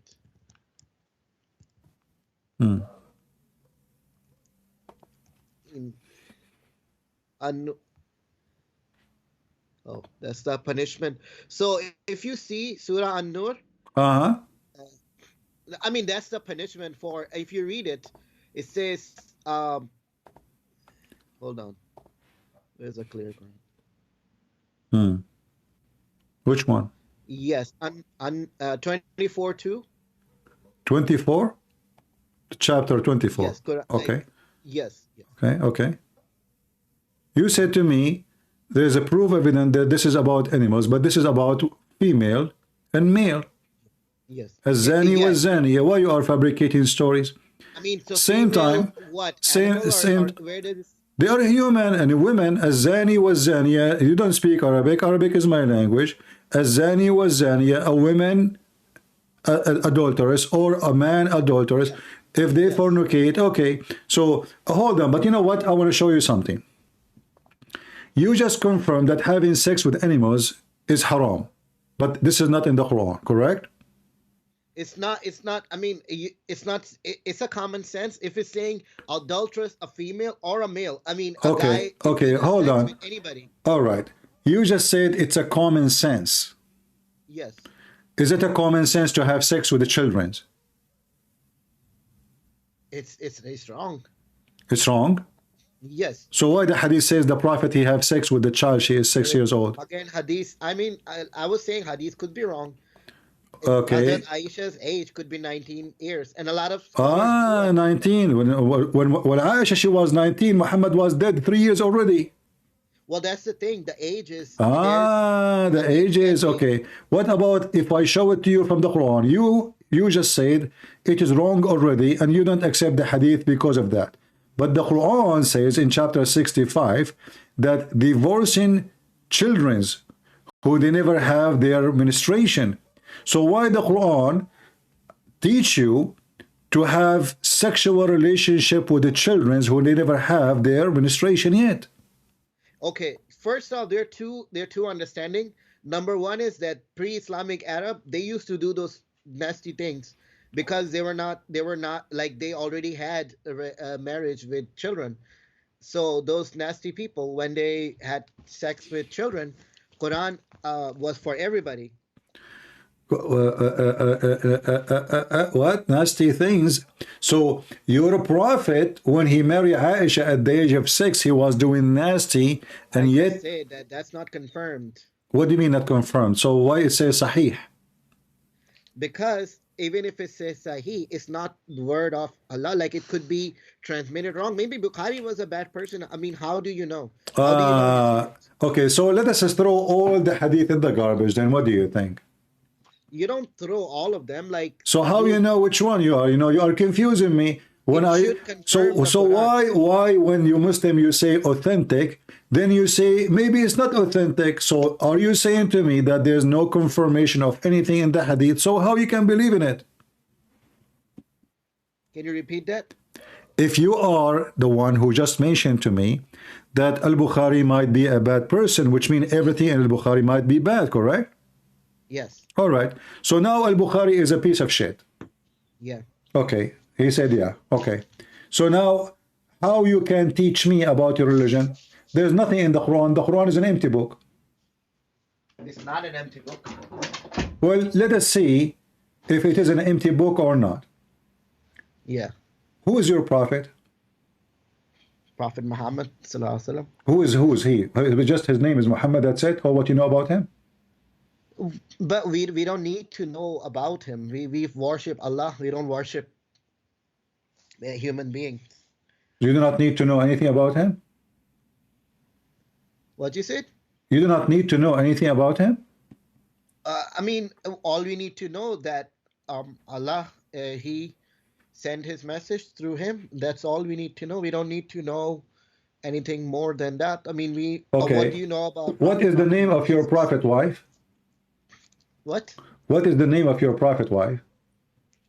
I mean, there are certain things in Quran where it's like I said, we don't really need to know about okay, so now you are saying to me in your book, never said who is Muhammad, never said who is his wives, never said who is his father, never said where he is from, never said what his ethnic, never said anything about. So you know you are following a man, you know nothing about him, correct? We are not following a man, we're following God who made. No, you are following a man. Isn't it the Quran says whoever obey Muhammad is obeying Allah?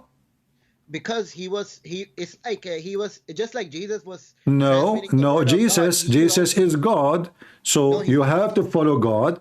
But you're a prophet. Why you have to follow Muhammad? Jesus is not God. He never said he is. He said he was sent by the God. He was sent by God. Okay, let us go with you. So Jesus was sent by God. Muhammad was sent by the same God? Yes. So how come Jesus did not do crimes like Muhammad? Well, first off, Jesus, or Isa, peace and blessings be upon him, he died really young. Like he was 30 years old when he was taken by Allah. He died? Yes. Okay. So when he was taken by Allah, why Allah took Jesus to heaven and Muhammad is just under the ground? I mean, Allah knows best. Allah knows best? That's an answer now? That's a metaphysical matter. We don't. No, not metaphysical. There's a reason. Everything have a reason. Why Jesus, according to Islam, is alive in heaven and Muhammad eaten by cockroaches? Okay, you said everything has a reason. Why God need Jesus to be sent to forgive sin? Why can't he just do it by himself? I mean, who said there is God who need Jesus? This is Jesus. He is God. Because for God loved the world, he sent his only begotten son to save the world. You do not need to. You go die, go to hell. So because of love, not because he need to. And now I will ask you the same question. Why your God, Allah, need to send someone pervert like Muhammad? Why he need Muhammad? Not a pervert, like you're... Okay, I will go with you. He's not a pervert, guys. Yeah. Why Allah he need Muhammad? I mean, we have free will, and that is false. That is false. You Muslim do not believe in a free will. If an accident happened, is it happen by free will or Allah he made it happen to you? It's both. Well, it can't be both. It can be. Let me No, explain it to you. no.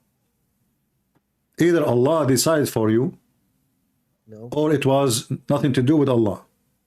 Well, Allah controls everything. He's like this. He's Okay. like the Did Allah, Yeah.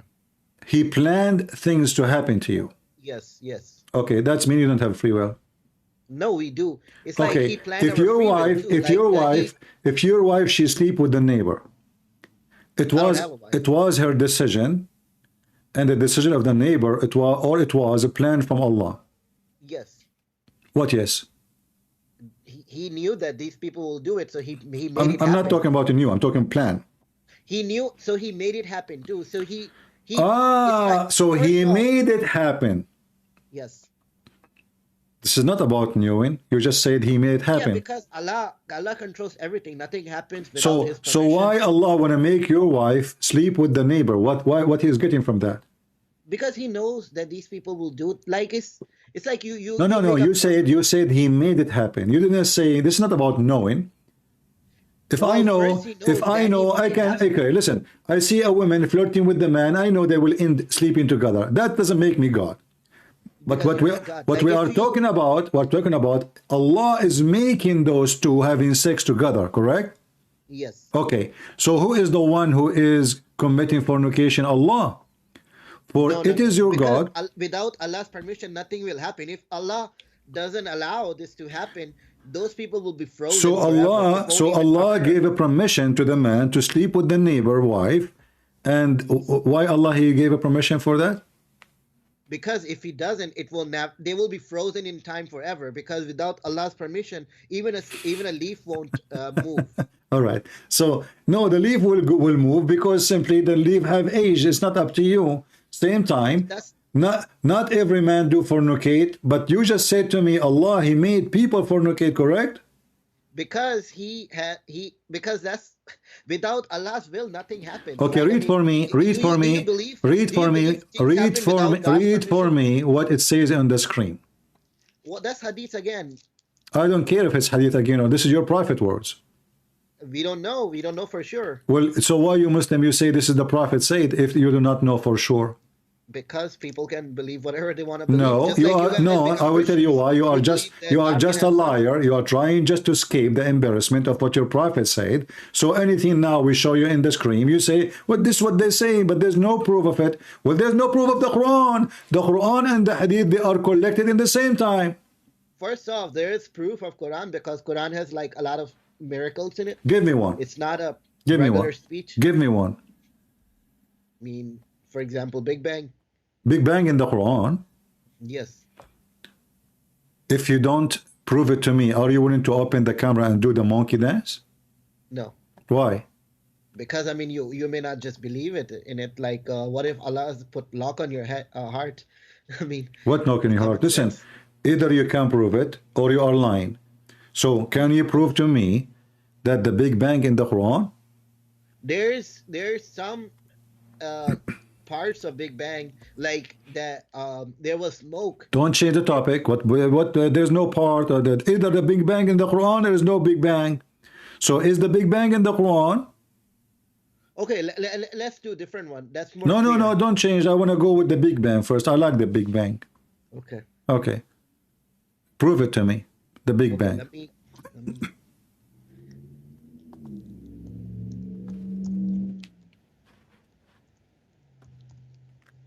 There's more than that. Like there's a development of fetus. Oh, okay. We will see. If you see, huh? We will see. We will see. Okay, like first let's do this. So if you go to 2130 Quran. Uh-huh. Yeah. So if you see, it says that the heavens and the earth were joined as one unit. It says that. And, huh? Read with me. Read with me. Read with me. What it says? What translation you are reading? Hold on. Translation of a translator. His name is Hold On. No. It's a clear Quran. His name is No. The translation of the Quran you are reading is called the Clear Quran. Yes. But are you sure this is a clear Quran? That's what the name is. I mean, Okay. So the name yeah, is a it's clear all Quran, but the Quran isn't clear. Got it. Okay. All right. Clear Quran. Let's see. Clear Quran. How come it's by I don't see I'll it? tell you the name of the guy who did it. It's called the clear, but it's Dr. Mustafa Khattab. Mustafa Khattab. Here we go. Mustafa Khattab. I find him here. Mustafa Khattab. Where Mustafa Khattab? Hold on. Give me a second. Mustafa Khattab. Here we go. This is Khattab. Yeah. All right. Tell me about it. Tell me about it. Go ahead. Do the disbelievers not realize that the heavens and earth were once one mass, then we split them apart? This is what Arabic says, realize. I mean, that's the translation. I don't really. Well, your translator is a liar because it says أَوَلَمْ يَرَى الَّذِينَ كَفَرُوا. Yara in Arabic means see. Do you agree? Okay, first off, there's two. Don't tell me first. Oh, listen. Does it say أَوَلَمْ يَرَى? Hold on. Which means don't the disbeliever see? Yeah. Okay. Did disbeliever in the time of Muhammad see the Big Bang? It's not a real seeing. It's more like it's not a real see. It's a fake see. No. So, sorry. You're twisting. Listen. First of all, the verse you are quoting for me is proving that Muhammad is an idiot. Muhammad, he think that the earth and the heaven, they used to be connected and they are separated, but they are not, because we are swimming inside the space, not the opposite. Listen, no, this is what it says. This is not. It says we split them apart. Is that correct? Yes. Okay. That's what do the Big Bang believe? Hold on. Do the Big Bang believe that there was earth and heaven connected, and then they split two parts? It was all in one. No, this is not what the verse is saying. No, it says the earth and the heaven. There was earth and there was heaven. They are one mass. There is earth and there is heaven. Don't make things up. Okay, read Doctor. You can see it says one mass. What it says one mass, it says it clearly. Listen, no, the word mass is not exist. Don't make things up. It says that, listen, this is a false translation. What is the word mass in Arabic? Show me. I mean, why would he put it there? Like, what Arabic says, they were ritqan, they were, stitched together. Stitch. What joint entity? It's stitched together. No, stitch it. The word you use is stitched together. So there was earth and there was heaven. They already exist. But the Big Bang don't say that. By the way, the Big Bang, Abdul, number one, the Big Bang theory proving to be wrong. In case you do not know, you are too late with science. Number two, here I will go with you. So do you agree with this, that the earth and the heaven, they used to be one? Yes. Okay. There was only one mass. Hold on. So why so the earth, based on this, is not created before the heaven, correct? What? Can you repeat? The earth is not created before the heaven. No. So the earth created after the heaven? They were one mass, one unit. Abdul, according to the Big Bang theory, the earth created millions and billions of years after the space. Yes. All right. Yes. So is the earth created before the space according to Islam or after? I mean, it confirms to a second ago you say these scientists, they say the earth created millions of years after the space. Did you say that? Yes. All right. So let me repeat the question again. Is the earth created before the space or the space created before the earth according to Quran? Well, I mean, if you don't tell me. I mean, give me the answer. Don't play games. Is the earth created before the space or the space created before the earth according to Quran? According to Quran, earth was created later, after. Are you sure? They're like, yes, but they're... No, give me. Just say yes or no. Are you sure? Yes. So the earth is created later. Let us go to the Quran and see. Here we go. We can move to a different No, don't move. Where do you want to move? What are you talking about? Huh? People will kill me if I move away now. It's time for comedy. So read for me chapter 2, verse number 29. And remember, you are the one who agreed that science says the earth created long after the space. But this is... Earth, if you say, okay, that's what I was trying to explain it to you. Don't explain. You answered that already. Now read the Quran for us. Already you agreed that the earth created long after the heaven. Everybody listened to you. Everybody heard you. But the Quran says the opposite.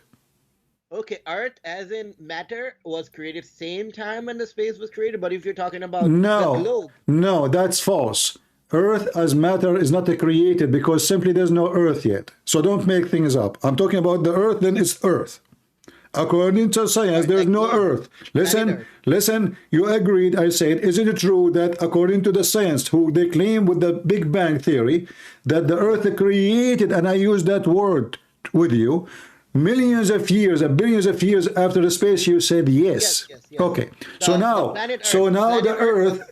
the earth is created before the space, or the space is created before the earth? You say the space is created before the earth, correct? Yeah, you have to specify. You're talking about planet Earth, or you're talking about the Earth as in matter, like dirt. What dirt? You know what Earth has also two meanings. There is earth or not? That's the question. I don't care how it look like. There is earth or not? Planet Earth is... I don't care if it is dirt, not dirt, if it is shish kebab. Maybe it's made from hummus. This is not the question. Is the earth created after the space, or the space created before the earth? Planet Earth was created after the space. Then read for me chapter 2, verse number 29. Okay, let's see. 29. All right. He is the one who created everything in the earth for you. Then he turned towards the heaven, forming it into 7 heavens. So which one created everything first? Well, it's not saying that he did not create the heaven. He was finishing it. No, does it say everything in earth created before everything in heaven? Yes. Okay, so everything in earth created before anything in heaven, correct? No, it's not saying that. It's not. Okay, first off, you're twisting the scripture. It's not saying that he created the heaven afterward. He said that he finished the earth, then he formed the 7 heavens. Okay, so according to the Big Bang, the earth was complete when the heaven yet is not completed, correct? Oh, we don't know the whole detail. What do you mean we do not know the whole? It says that he created everything on earth for you. Then he went to heaven and he formed it into 7 heaven. So the format of the galaxies, if we say those heavens, they were not exist, and the earth is exist long before. So how you say to me you Muslim believe in the Big Bang and the Quran teach the Big Bang, when the Quran confirmed that the earth came to existence before the heavens came to existence? Can you repeat that? Are you slow? Yes, my connection is slow. Your connection. Okay. So as long you believe in the Big Bang say the opposite, and you agreed. Here it says the opposite of the Big Bang. Everything on earth is finished first, and then Allah start working in the heaven. Yes. So is the star as a sun created before the earth or after the earth according to Islam? So just the sun itself was created. According to this verse, it seems like other stars were created later. Let's go to a different. Can you ask me? Can you answer the question when I ask you? Try. Don't play with me. You can't play with me. I'm asking you about the sun. You answer about the sun. Don't tell me stars. I did not say stars. I said, is the sun as a star created after the earth or before the earth? Before. Can you give me the reference? I'm talking about like in science book. Okay. Even the Bible says that it. According to science books, the sun created before the earth, correct? Yes. All right. So why here it says he created everything on earth and then he formed the heavens? According to Islam, the 7 heaven created when? after the earth was finished. Thank you. And where is the sun located? Is in So the... okay, wait. Give me listen. It did not say that he was creating the earth, everything in the earth. So we know. No, it says he created. It says it is he who create for you everything. Did you see the word create? Yeah. Okay. Same for the heaven. So he created the heaven, he created the earth, and the earth he created before the heaven. And now, as long you agree that the earth is created before the heaven, that means there is no heaven, correct? Until it's created. There are no seven heavens, yes, at this point. No, there is no heaven at all. Where does it say there's no heaven? It says it turned toward the heaven. No, it says... There is a heaven. That's okay, why, hold on. Okay, listen. If there's no heaven, how can he turn toward the heaven? All right. Well, this is a good question and proving Muhammad to be a false man. Why? Because if there is no heaven, how you can turn into heaven? This is, you guys, listen, did you hear it? If there is no heaven, how he can turn into heaven? So let us go to different verse in the Quran. People will laugh at you. No, listen. No, you listen. No, you listen. Hold on. You are the one who asked the question, and now you put your prophet in trouble. So here we will find the following. Read with me this verse. 29. In chapter 41. Chapter 41. Allah, He created the earth. Read for me. You can read it from verse number 9. Okay, hold on. What chapter? 41? 41. Okay, hold on. And we can look at the tafsir too. Oh, hold on. As long as you like the tafsir, so why you don't say that, guys? The problem solved. We can look at the tafsir too. So why you are giving me headache? Let us go to the tafsir, chapter 2, verse number 29. Listen, guys, this is the same guy he called me last time. When I said to him tafsir, he refused to accept. He said to human, they are human. Yeah. Now he mentioned, look, he made a mistake. Are you going to bite your fingers now if I open the tafsir? Listen, we can no. Did you say we can see the tafsir too? If it confirms with the... If it's confirm your lie, you accept it. If it doesn't confirm your lie, you don't. Is that what you are saying? Listen, Quran is for all the time. Listen, so did you say to me, and everybody heard you, we can see the tafsir too? Did you say that? We can, just to get an idea, but it's not. What do you mean idea? What do you mean idea? Idea of who? Like the scholars. Did you just call them scholars? I mean, they're human beings. I mean, come on. So, they are a human being. So what? You call them a scholar, that means they are way more knowledgeable than you, correct? At that time, yes. At that time. Now you are smarter than them, correct? We have more knowledge about the space and all that. Yes. So now we change the Quran meaning at that time. We understand it better. How you can understand it if you don't even speak the language? Translation. I mean, we are reading it. Okay, hold on. When you said to me a minute ago that we can see the tafsir too, do you know? We can to get an idea about different things, dude. Listen, Abdul Wadud, listen. So when you said to me we can look at the tafsir, yes. That means you as a Muslim you consider the tafsir, correct? Not 100%, no. So why you want us to look at it? Just to waste time? To like different, so tafsir we can look it up not for like scientific evidence because that's we know better, but if you see like the okay. So now now he bite his tongue. He don't want to go to tafsir because tafsir will get him busted. So let us go to the Quran, chapter 41, verse number 9. Read for me. Hold on. 41 verse number 9. And after this, we will go to another miracle. We can go. Another miracle. Miracle. Okay. Read for me. Chapter 41, verse number 9.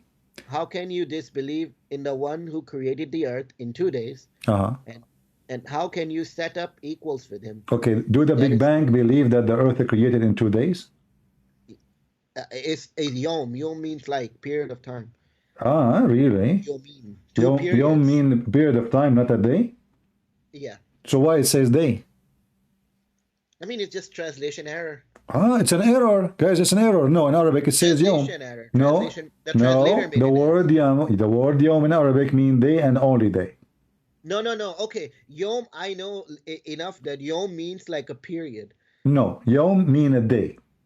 Dude, if you hover your mouse on the word yom, you know there's actually a corpus where you can see the words, like they have different meanings. Ah, you want to teach me Arabic now? Not me. I'm saying like there's Okay, a Quran read for me. Read for me. As long you mention the word yom mean period. Yes. All right. You know, if you go to corpus.quran.com. Just shut up. I mean, come on. Just shut up. You are just an idiot. Now you're getting busted. Okay. Read for me what your prophet says about yom. Read for me. Look like your prophet do not speak good Arabic, and you are a Pakistani boy who speak perfect Arabic, even though you do not know how to say your prophet name correctly. Read for me what your prophet said. Muhammad, what is wrong with that? You do not know how to say his name again. Muhammad. Muhammad? Yeah. I never heard of such a name. This is new. Go ahead. Read for me what it says there. Okay. Some hadith says the messenger. Yeah, the messenger of Allah took hold of my hands and said, Allah, the exalted and glorious, carried the... I mean, you're wasting my time reading. Don't read it. Read it. The created the earth on Saturday and the mountains on Sunday, the trees on Monday, the things, blah, blah, blah, labor on Tuesday. What a blah, blah, blah. Respect your prophet. What a blah, blah, blah. Shame on you. This is hadith. I don't know. Okay, so shut up. Here it says that the word in the translation says Saturday, but in Arabic it doesn't say Saturday. It says Yawmus Sabt. خلق الله التربة يوم السبت. You said to me the word yom is just a period, it's not a day. Yeah. So the day of Saturday, why is saying yom Saturday if it is not a day? I just said that. So shut up and don't lie again, shame on you. Now we go back to the English. So in English, your Quran or your God and your prophet confirm that Allah created the earth on Saturday. Hold on. Why don't you go? This is Jibreel. This is Jibreel calling. Does it say Allah created the earth in Saturday? Where?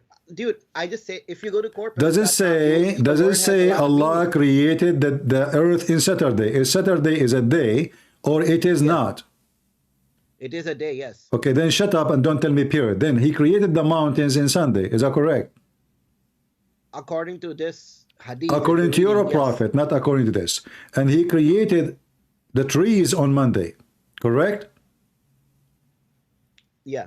And then he created things entirely in labor on Tuesday, correct? Yeah. And then he created light in Wednesday, correct? According to the hadith, yes. Okay, what is the light Allah created for earth at Wednesday? See, hold on, man. Wait a second. I will bust you in a moment. 4-9. Because you have a monopoly over Arabic, so you're using. Sure. Yeah, hold on. You want to call a sheikh who speak Arabic to join us so we can laugh? No. I am in the corpus.quran, and I can show you there. You are in the what? In the corpus?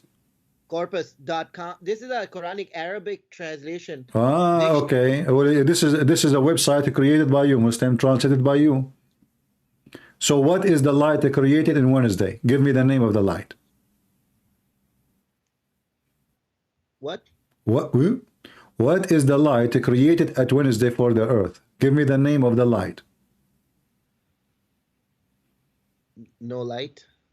What do you mean no light? Okay, if you go to 41. Allah created the light on Wednesday. So the earth is already finished. And the light is created after the earth is finished.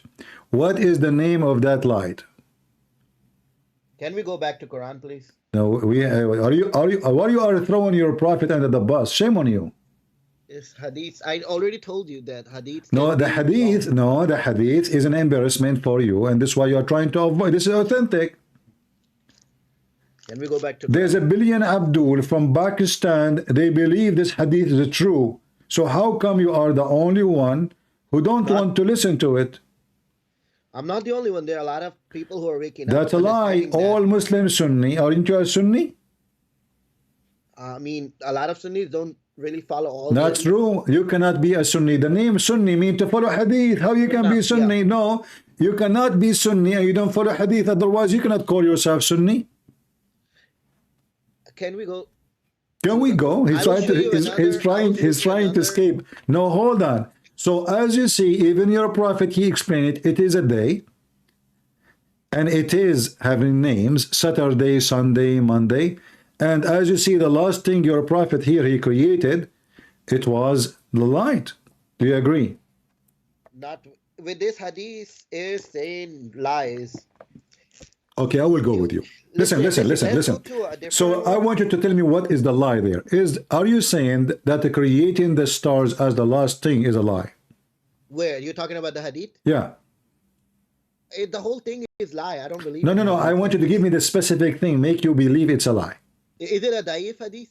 No, this is not da'if. This is very fat. I don't know. Maybe it's a error in the transmission. Who knows, man? Well, what do you mean error in translation? Translation. I speak Arabic. Transmission. Who transmission. knows? Transmission. So why you Muslim call it authentic if there's an error in the transmission?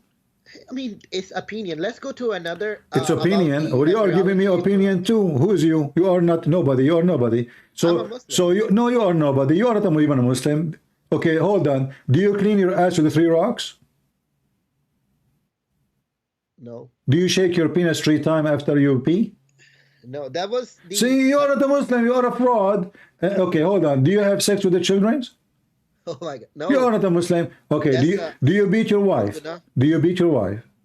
No. Do you look at do you go to your son wife when she's alone and you flirt with her? No. You are not a Muslim then. I don't have a wife. A Muslim, he don't do anything except what Muhammad did and all those things Muhammad did. Okay. Do you eat your boogers? No. You are not a Muslim then. Do you drink camel urine? No. Then you are not a Muslim. Okay. Do you bend over before the Imam or you don't? I go to mosque and pray, yes. Okay, no. Do you bow before the Imam or behind the Imam? Behind. Why? I mean, because we're all facing towards the Qibla. Which Qibla? The Kaaba. Is the earth is flat? How you can face the Qibla? I mean, it's just a way to make sure everybody is pointing at the same direction. It's not supposed to. What be same direction? There is no same direction because simply you cannot face the Qibla. In a mosque, everybody's facing at one direction. At least in the mosque, I see. Okay, can you pray behind an imam? He is a gay. I mean, I don't know, man. If he's a gay, so what do you know about Islam then? You know, when you called me first time, you claim to be a sheikh. And now, obviously, you know nothing. So let us go back to zero. Let's Listen carefully. Let's go to embryology. According to this hadith, regardless if you agree with it or not, let us say somebody fabricated the story. Yeah. He said that the light created at Wednesday. Yeah. Do you find this is wrong? Yeah, this is wrong. Yes. Why? Because I mean, these things weren't created in days. It took billions of years. Yeah. Did Allah create Adam after noon? Nope. Are you sure? Yeah, because I mean, human beings, we evolved after an extended amount of time. Okay, then explain to me this verse in the Quran. Yeah. Did you say yeah? I say yeah. Go ahead. Which verse? But I'm just sure. Did you say yeah? Yeah, about what? Yeah, you will explain the verse for me. Yes, go ahead. Well, you will regret saying that. Here we go. Chapter 17, verse number 11. 17:11. You're not going to embryology because you're scared. 17. Okay. 11. Okay. Now what? Okay. Translate. Explain to me verse number 11. It says that وَكَانَ الْإِنسَانُ عَجُولًا. The human being was ever hasty. What does that mean? Because hasty, we're always, yeah, we're quick to making decisions. That's false. The reason for that, when Allah was creating Adam, Adam could not stand up, so he said to Allah, finish me before the sun set. If you read, if he says humans pray for evil as they pray for good. This is not a question. This is not a question. Is it true? Is it true the reason for this? That a human being was hasty, mean he asked Allah to finish him before the sunset, yes or no? What do you say? Adam, when he was created by Allah, Allah was so slow. And Adam was so worried that the sun set before he finished him. And this is why it says, وَكَانَ الْإِنسَانُ عَجُولًا. The human being was ever hasty. Why? Because he asked Allah to finish him fast. No. This is a psychological fact. Shall we read the interpretation? Well, interpretation could be wrong. Look like all Muslim interpretation are wrong. Only you are right. Okay. Now listen. Why the Muslim scholars' interpretation is always wrong, according to you? Because the scientific facts could be wrong. They are what scientific fact? I mean, they are telling a story as your prophet said it. Even this one is false this is not interpretation. They are telling you what Muhammad said. Muhammad said, when Allah was creating Adam, Adam says to him, finish me, Allah, before the sun set. And you believe that woman was created by a man's rib? Why not? I mean, that's a silly thing. No scientists believe in that. Okay, so if that is in your religion, what you would do? No. Okay, I want to ask you. Okay, hold on. You are laughing. If this is in your book, what you would do? What? I'm going with you. Quran. Huh? It's not in Quran that. Okay, we will see. Was Just, by I want you to say to me, if I can show it to you from your books, you will spit at your religion. It's in Quran? It's up to me to prove it to you. How? You know? No, in Quran. If you can show it in Quran. I'm asking you. You are laughing, and everybody heard you laughing, and you said this is silly and stupid. Yeah. All right. So if I prove to you that this is what you Muslim believe, what you will do? Muslims can believe in whatever. I'm saying, is it in Quran? Okay, hold on. Okay, according to the Quran, Allah created Eve from who? From what? From where? How Allah created Eve? He did say we created everything in pairs. Okay. Everything in pairs. So Allah, according to Quran, did not create Eve from Adam? They created them together. Oh, so he created pairs, correct? Yes, one male, one female. Yes. So if somebody believed that Eve created from Adam, he must be stupid. Do we agree? If he says that Eve was created by Adam's rib, that's... I don't care about what. I'm asking you. You just said a second ago. I just said. You know, if you want to laugh, I will wipe the floor with you. Don't do that. I will. You know, don't go there, Abdul. So listen carefully. Everybody will die laughing at you in 2 seconds from now. So according to your religion, did Allah created Eve from Adam or Eve without Adam, which means Adam alone as a person and Eve alone as an individual? So scientifically... Don't tell me scientifically. Tell me what I'm asking, Abdul. Potato. Did Allah create Adam and then he created a person, his name is, or her name is Eve, or he created Eve from Adam? For or from? From.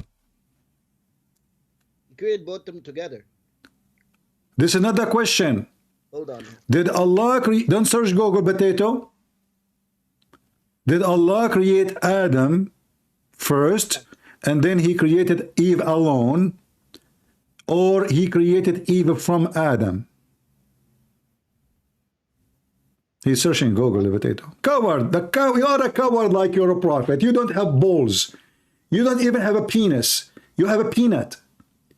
Why you are doing this? You already answered me. You just laugh at anyone believe that Eve created from the ribs of Adam, and you were laughing. All right, I'm laughing with you now. So the question is, as long believing that creating Eve from the ribs of Adam is something stupid, So answer the question. Was Eve created from Adam, or Eve was not created from Adam?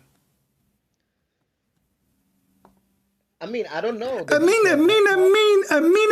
know. Suddenly you do not know. A second ago you were laughing. Give me the answer. Do you believe that? Aren't you the one who said to me Allah created them in pairs? Everything in pairs? Okay. So when Allah created Adam, he created Adam and Eve, correct? Yeah. So he did not create Eve from Adam, correct? You're talking about the body or the spirit? What body? What spirit? But donkey. Everyone have his own spirit alone. What's wrong with you? I'm asking you. When Allah created Adam, did he created Adam and then he created Eve, or, which mean individually, or he created them in pairs? So do you agree that Eve created, shut up, okay, individually. So you agree that Eve is not created from Adam, correct? Not from the rib, no. I'm not talking about the rib now. Do you agree that Eve is not created from Adam? It could be like, I mean, it could be. It could be. A second ago you were laughing. What do you mean could be? If as long you are saying to me it could be, so what happened? Tell me. Allah created now, guys. It could be. So Allah created Eve from Adam. Why? How? You know, men have X and Y chromosomes. Don't stupid. Don't tell me. Adam now exists alone. How Allah created Eve from Adam? Go ahead. Asexually. What? He can reproduce asexually. So Adam, he F himself? No, you know asexual reproduction. So Adam, he split himself? Dude, asexual reproduction. How lizards reproduce without having So Adam was a lizard. No. This is so explain to me how Adam begot Eve. He might have a womb in his own self too. I mean, how do I know, man? I wasn't present. Suddenly you do not know. But you were laughing. You were laughing at the ribs story a second ago. Ribs is funny. Ribs is stupid. Okay, here we go. This is your prophet. This is your prophet, and you are laughing at your prophet. Your prophet, he said that Eve is created from the ribs of Adam, and I will show the reference right now. Somebody just copied it from Shut up, son. Shut up. Everybody is laughing at you. Here we go. This is your prophet, and you are laughing at your prophet now. Here we go. Is that your prophet saying so? In Quran, I said it. I don't care. Quran. Listen, is it your prophet saying so that Eve was created from the rib of Adam? In Quran? In the hadith. If it's in Quran, I will leave Islam. Here we go. Okay. I will show it to you from the Quran, but let's read this one first. Why your prophet saying that Adam, I don't know if he really said it or not, dude. What do you mean you do not know? I'm showing you proof. It's called authentic, and you are being hypocrite. Everybody is laughing at you. You laugh at the story. You say this is silly and this is stupid. So that means your prophet himself is so stupid and a donkey to the point a person like you who is a Muslim laughing at him. Nope. Yeah, you are. Everybody heard you. It says here clearly that women are created from the ribs of man. So whoever wrote this is the one who's silly. Okay, so listen, is Adam, you are the one who said to me that Allah, when he created everything in pairs. Could be, yes. What do you mean could be? Either yes or no? Not every, I mean, man, you're twisting words. Potato, did Allah create everything in pairs? Is it you who said that to me? Yes or no? So Allah created souls and created... This is not the question. I'm talking about male and female. You are the one who mentioned the word male and female too. So okay. the body, so like, when Allah created Adam, did he create Adam and Eve right away together, or he created Adam and then he created Eve from Adam?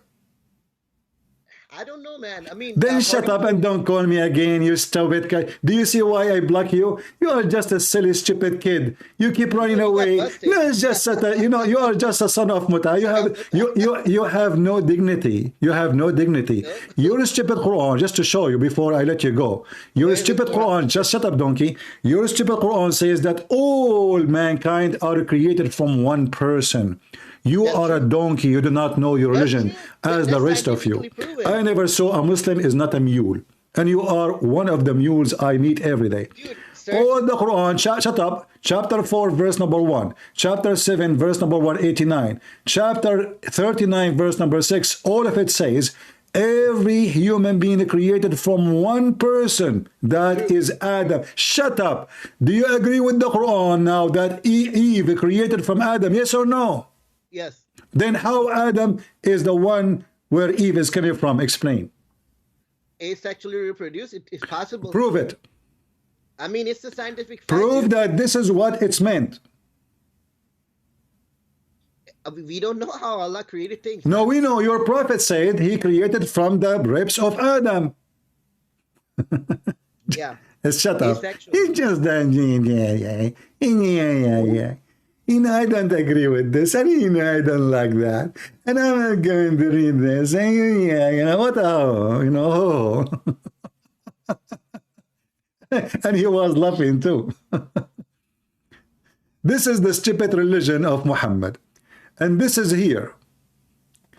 A question for the scholars. What is the proof from the authentic hadith that Eve is created from the ribs of Adam?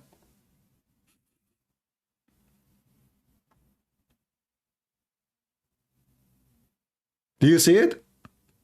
And here is the reference. Potato. They have no dignity. They will do anything to escape the embarrassment.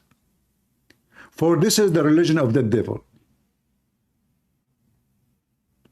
So anything you show, he make it liquid. I don't know, this is what they are saying. You know, your prophet saying that. How we know this is true?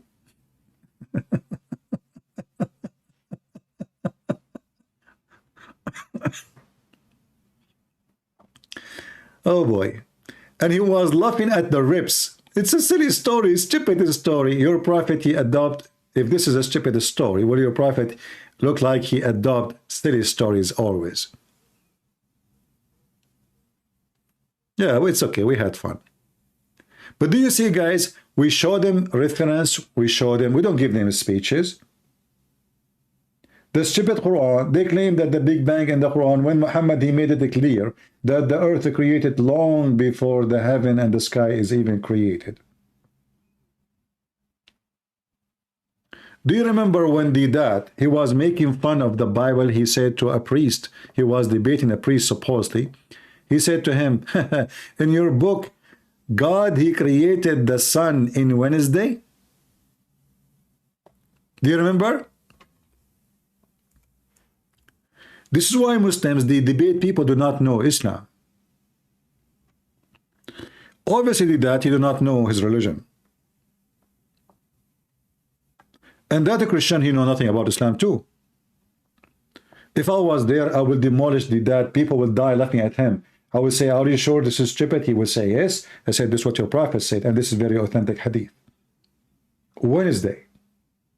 Do you see it? Wednesday.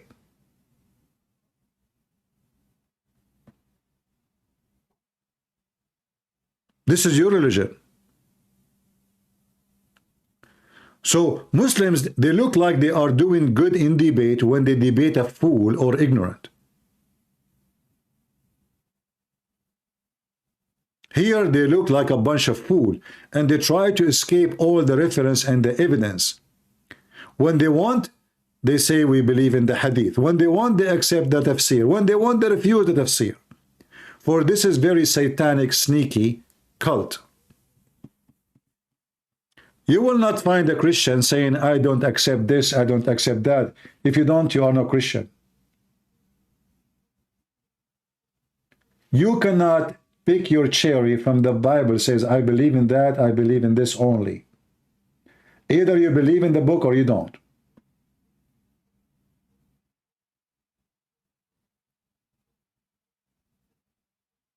Remember always what I say. You cannot debate a liar, but you can get him busted.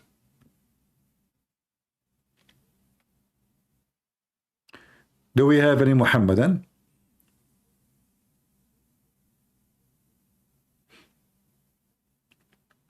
Remember, in the beginning, he laughed at the idea of creating Eve from the body of Adam.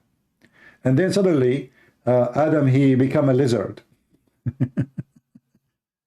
So the idea of God created, Eve from the ribs of Adam is funny, but Adam being a lizard and he reproduced Eve without sex is okay.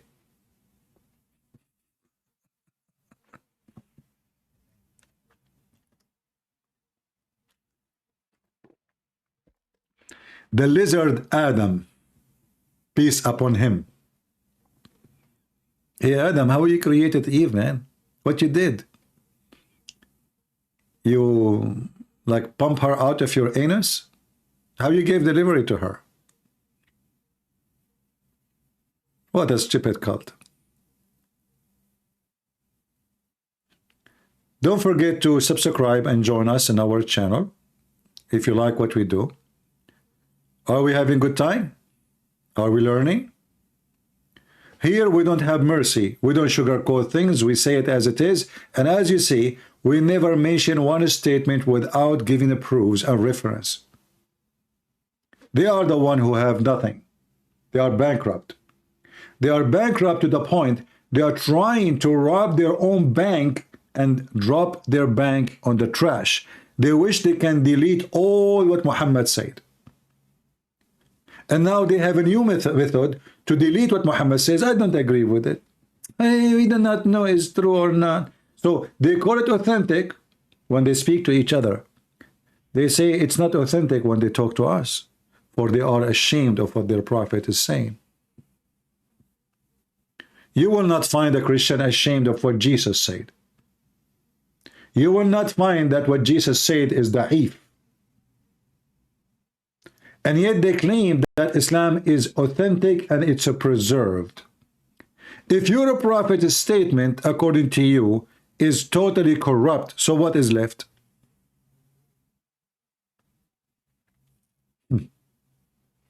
What is left? Why you only debate Muslims? Why you want me to debate non-Muslims? What do you want me to debate Joe Biden? You know the thing? A person asking me why you only debate Muslim, what I would do? What do you want me to debate?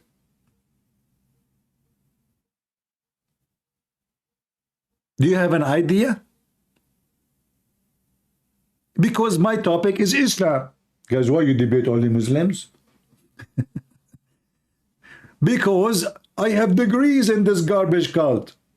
Christian Prince, why you debate only Muslims? Because this is what I do.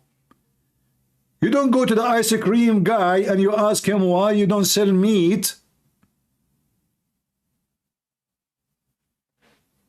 Crazy people.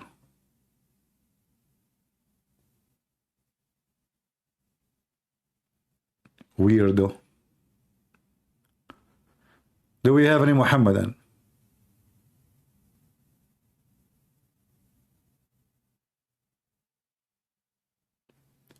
Debate Hindus and atheists. Okay, are you a Hindu? Call me, I will debate you. Are you an atheist? You believe that you are a monkey? Call me, what I will do. It doesn't matter who you are, we are going to destroy you. Do it. What Hindu? Hindu is not even a religion. I made videos about this guy Sadhguru, and you know what happened. No Hindu dare to debate me. And they don't even have a religion. What Hinduism is? Nothing.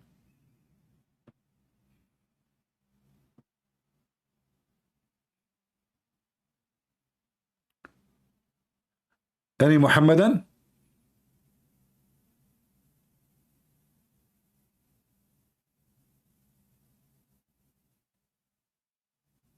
Anyone?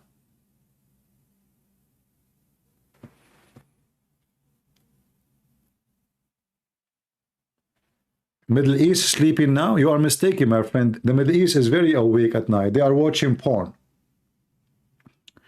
You know, when I was a kid, once I went to the roof. Like in the Middle East, we have roofs from concrete, not like in the state. So I went to, like, you know, a big building. So I went to the roof, and then everybody in the roof is changing the direction of the satellite. I mean, it's really weird. Everybody on the roof working in his satellite. Afternoon, I went for a walk. And then, you know, I was a teenage. So those kids, they came to me, they says, hey, did you change the direction of the satellite? I said, why? I won't change it. It's working fine. They said, all the porn channels are changed.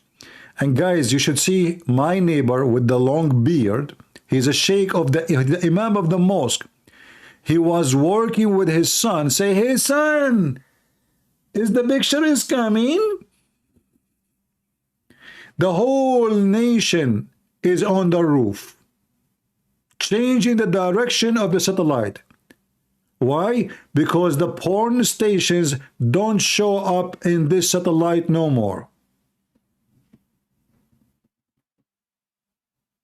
And you are telling me they are sleeping in the Middle East now? You have no idea.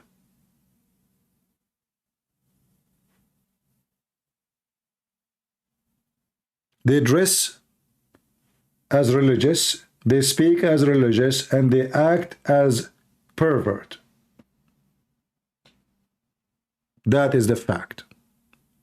When I asked the guy, why #1 country in the world search for sex with donkey? What he said? Those are not Muslims, so turn to be Pakistan, all of it not Muslims.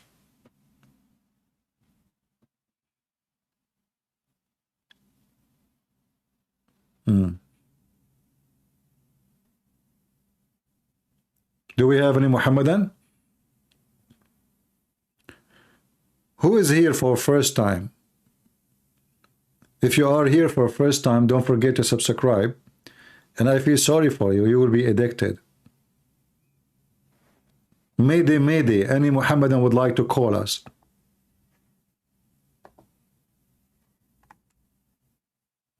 Anyone? Nobody.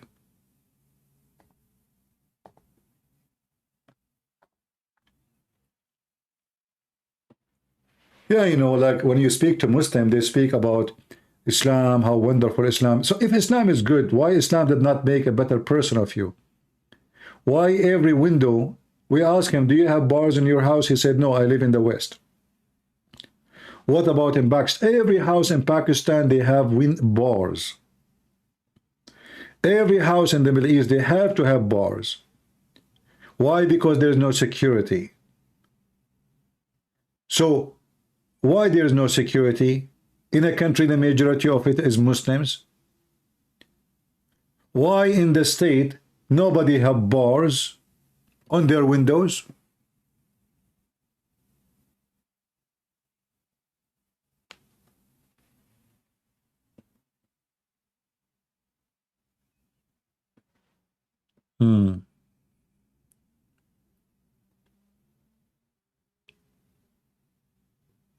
A woman, she go in the bus, she will be sexually harassed, and mostly she will have a baby before she arrive to the second station.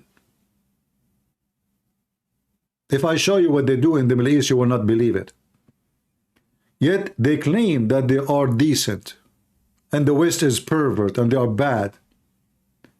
A woman, she, you know, if a woman walking alone, like 3 p.m. afternoon, and it's a little dark in the winter, she is at risk. I'm telling you, she's at risk. This is how good they are. Your wife in the West, she can go anywhere. And if she suffers from a problem, that will be very strange.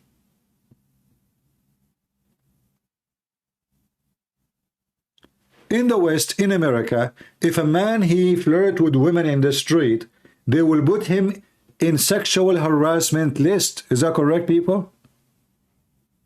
They will list his name for public as a sexual predator. In the Middle East, every one of them is a sexual predator. Women, she cannot. Look, this is Muhammad.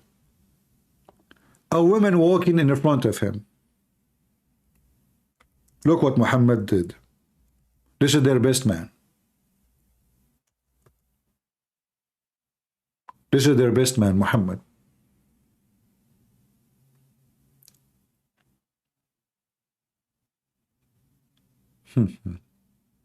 What a prophet. Their best man, he keep looking at the woman she is walking by until he is his private part is in the boing boing mood.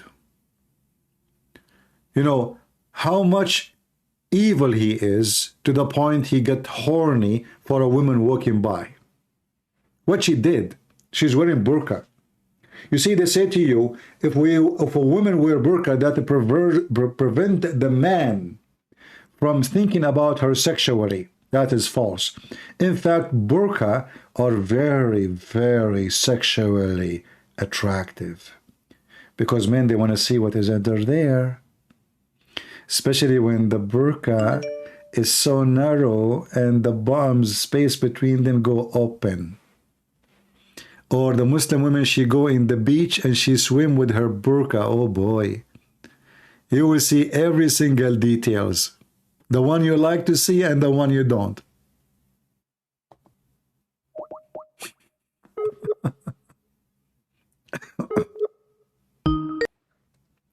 Hello? Hello? Oh, yeah. Hi, CP. Yeah, I was just commenting on the last caller that called, the one that was making fun of the rib. I think you missed it. He said, when just before he said the whole asexual thing, he said, maybe Adam had a womb inside of himself, but he finds it funny that, you know, that it could have been made from the rib. Yeah, I mean, he literally said maybe Adam has a womb. and then we get him busted that he's a prophet himself. He said exactly what he reject. Yeah. You know, and he laughed at They it. love to just pick and choose which hadith it is. Yeah. Whichever hadith helps them win an argument is the one they'll take. But if it, you know, disproves them, suddenly, I don't know exactly. if this is one we can trust. Exactly. And this is what hypocrite they do. You know, like either you believe in it, or you don't believe. And a Muslim, he call himself Sunni. He cannot be Sunni without having hadith. This is what Sunni mean. Sunnah, the word Sunnah is following the lifestyle of Muhammad. The lifestyle of Muhammad is not in the Quran, it's in the hadith. You know? So in order to call himself Even Sunni, that Hamza guy that you, yeah, that Hamza guy, the one that said, you know, from John, because this is I always find it so funny when they quote the Bible, you know, to try and disprove things, because your whole thing is you could disprove Islam obviously from the Bible, false teachers, whatever, but they won't accept that. They'll say, oh, but the Bible's corrupted. So you go to the Quran, which is a book that they trust. But for them to try and disprove Christianity, they go into the Bible and they're saying, okay, this verse right here, okay, if Jesus said that, okay, we can trust that if that means something to us. But then, okay, read 2 verses on, it will say something that completely obliterates Islam, and it's like, oh, well, you know, oh, I don't know, well, can the Bible really be trusted? no, even the same verse, Jesus, he said the Father. And I are one. No, even the same verse he's quoting, verse number 3. The only true God, Father, you are the only true God, Father. So in order to accept that verse itself, you have to accept that the God is the Father of Jesus. The same exact verse he is quoting. So they have a lack of IQ, lack of intellectual, lack of decency, lack of honesty, and then they try to prove to you that they have God. If you have God, you will not be doing what you are doing. At least be honest with your belief. At least say, my religion say this. But because they are following Satan, they have lack of decency. Zero decency, actually. And that's what I find funny. The scholars are actually, they can be more honest than your everyday Muslim, because your everyday Muslim actually has no idea what the book says. You know, he was there saying to you, I think maybe it was the caller before. Yeah, I think it was the caller before who was there saying, you know, no, but the translation says it was one, and you're there saying like, but translation, but you know, just a translation, you know, but if it actually doesn't say that in Arabic, or if we change translations and it doesn't say that, he wants that one specific translation to prove his point. Like, it's crazy. Yeah. Well, what we can do, I mean, we get them busted. You cannot debate a liar, my friend. You cannot. No, you can't. But you can get him busted only. And the second you show them what their prophet he say, they deny the statement, and they deny even the Quran says Allah created everything from one person, and that is repeated in many places in the Quran. And I think the thing I've learned, the best thing that I learned from you that I didn't know before, I've learned a lot, of things I didn't know before. But I think when we spoke before, we spoke about how there are almost some prophecies in the Quran that basically came true, but they're all the ones that basically disprove Islam. And the one about the, a false prophet, if he's a false prophet, then, and he says anything that's not from Allah, then his aorta will be cut. And then when he actually gets poisoned by that Jewish woman, he's literally there saying, yo, my aorta, I can feel it, it's cut. Yeah. Like, it's crazy. Yeah. He got himself busted. Thank you for your work tonight. We appreciate it, obviously, all the time. Thank you, brother. God bless you. Take care. God bless. Bye-bye.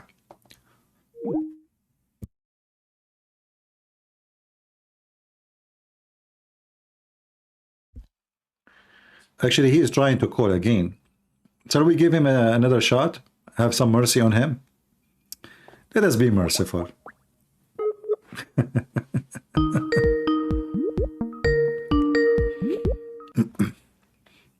Hello. So is Adam created, is Eve created from Adam, yes or no? Could be, yes. Don't tell me could be. You see, when you talk to me, speak like a man. Well, the thing is, man, you're asking. No, don't tell me. Don't tell me could be. I'm showing you reference. The Quran says every soul, every person, every individual created from one person. Who is that person? Give me the name. Adam. Okay. So why you were laughing, you stupid? Because you say it's created by a rib. That's. I showed you your prophet saying the same. He didn't say that. Oh, it's not in the Quran. I show it to you in the. How you're a prophet? He says something is going to be in the Quran. Are you saying to me that the Quran is the words of the prophet? I say that the hadith. You keep going back to hadith. I'm asking you why your prophet would say something stupid. We don't know. You laugh at it. We don't know if he said it or not. No, we know because you Muslim confirmed that this is authentic. There are a lot of like Shia don't believe in hadiths. Are you Shia? No, first of all, you are a donkey. Shia, they believe in the hadith, but they have their own books. Yeah, so here we go. Okay. They don't So believe are you Shia? No, I'm. Okay. Are you a Sunni? I am Sunni, but I'm. All right. When you say Sunni, that means you have to follow the hadith, correct? Not all, no. No, you cannot. It's not up to you. Any hadith, especially if it's authentic, you have to follow. You're telling me how to follow my religion. Yes, sure, I can tell you because your religion says it clearly that in order to be a Muslim, you have to obey the Prophet. Is that correct? It also says do not follow any other hadith than the Quran. Does it not? Where it says that? Okay, I'll show you. Is that saying in the hadith? It says in Quran, do not, like what other hadith would you follow other than Quran? No. You see, you are just an idiot. You just confirmed that the Quran itself. You just confirmed that the Quran is a hadith, correct? Hadith means it's coming from Hidayah. Like no. Hold on. You just agreed that the Quran itself is a hadith. It's a hadith from God. Yes. Okay. So, hadith from God. So where is the command of your prophet? What are you even saying? Where is the command of your prophet? This is the command of Allah. Where is the command of your prophet? There is none. He's a human being. There's none of your prophet command. Only the command of Allah? Yes. All right. Then I'm going to ask you right now. In the Quran, in chapter 4, verse number 24, it says you do mut'ah. First, you asked me where it says do not follow any other hadith. Let me show you that first. No. Hold on. I had this, but I will show you where it says. That's why I don't follow all the hadith. I want to be a Muslim, not a hadith follower. Hold on. So we should not follow what Muhammad say. We shouldn't follow what people say that Muhammad said. No. Okay. What people say, what Allah say, because the Quran too came to you from the people. No, it's a Quran is. Who is the one who brought the Quran to you? Isn't it the people? They wrote it down, but it was speech. I mean, it was narrated first. No. It was narrated by Muhammad, the same as the hadith. Hadith was narrated by Muhammad, and then people they narrated what Muhammad said. Okay, hold on. Which one according to Islam we have to obey first, Allah or Muhammad? We have to obey only Allah. Read for me chapter 4 verse number 80. Man, I'm looking for the I can't find it for you. You will never find it. You are slow and you are idiot. Read for me chapter 4 verse number 80. Hold on. What, Quran 4? Verse number 80. 8. 80. You don't want to go to Bible because... We can go, no problem. We can laugh at you. Yeah, okay. Whoever obeys messenger has truly obeyed Allah. A second ago you told me we have to obey Allah only. Everybody heard you. Why you lied? At that time. What at that time? A second ago, after 1,400 years, I ask you, which one you Muslim should obey first, Allah or Muhammad? You say we obey Allah only. Everybody heard you. Okay, it turned to be in the Quran that Muhammad is more important than Allah. For Muhammad is your God. Whoever obey Muhammad, he is obeying Allah. Now, I said to you, where is the command of Muhammad? Is it in the Quran? You said no. The command in the Quran is from Allah. Okay, now we have to obey Muhammad. Where is the command of Muhammad can be found? It doesn't say... Okay, where is the command of Muhammad? You have to obey Muhammad. Where we can find the command of Muhammad written? There is no command of Muhammad. So why it says you have to obey the messenger? It's if you read the verse next to it, it says it's talking about those people. I don't care. This is about the Muslims. Those people, they are Muslims. Muslims only obey Muhammad. I don't obey Muhammad. So I'm asking you, where is the command of the messenger? Because in order to obey Muhammad, Muhammad have to speak. When Allah he speak, it's called Quran. I asked you a minute ago, so is the Quran a book have the command of Allah only or the command of Muhammad? You said to me the command of Allah only. And we are going or ordered to obey Allah only. It turned to be no. It turned to be that Allah and Muhammad is one person. If you obey Muhammad, yes, the person in front of you. If you obey Muhammad, you obey Allah. If you obey Allah, you obey Muhammad. So now where we can find the command of Muhammad? No, so in a way it's like how Jesus and God... Where we can find the command of Muhammad? I'm giving you explanation of... No, don't give me explanation. I want an answer. Where we can find the command of Muhammad? Quran is. The Quran is the command of Muhammad? Because whatever Muhammad was saying, it's in Quran. Like Quran was... Are you saying to me now the Quran? Are you saying to me that the Quran is the words of Muhammad? It's through speech, like it's the speech of Allah. No, hold on, listen. Is that what your Muslim interpretation around the world say, or this is your own interpretation? This is a common sense interpretation. Shut up your common sense, you are a fraud. If I open right now Islamic interpretation one after one, all of them, they will get you busted. So do you want to challenge me? What do they say? Do you want to challenge me about what the meaning of this verse? Because it contradicts the other words. Then, like the thank you very much, guys. Did he just say it contradict? If you follow hadith, it contradicts.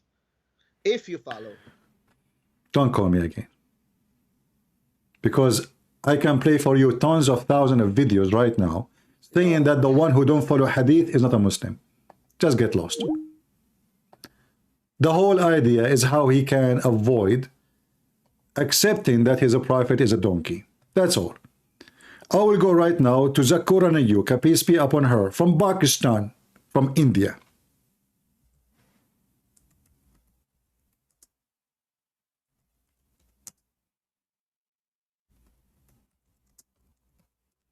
Let us see what they say. And you will laugh right away about what they say.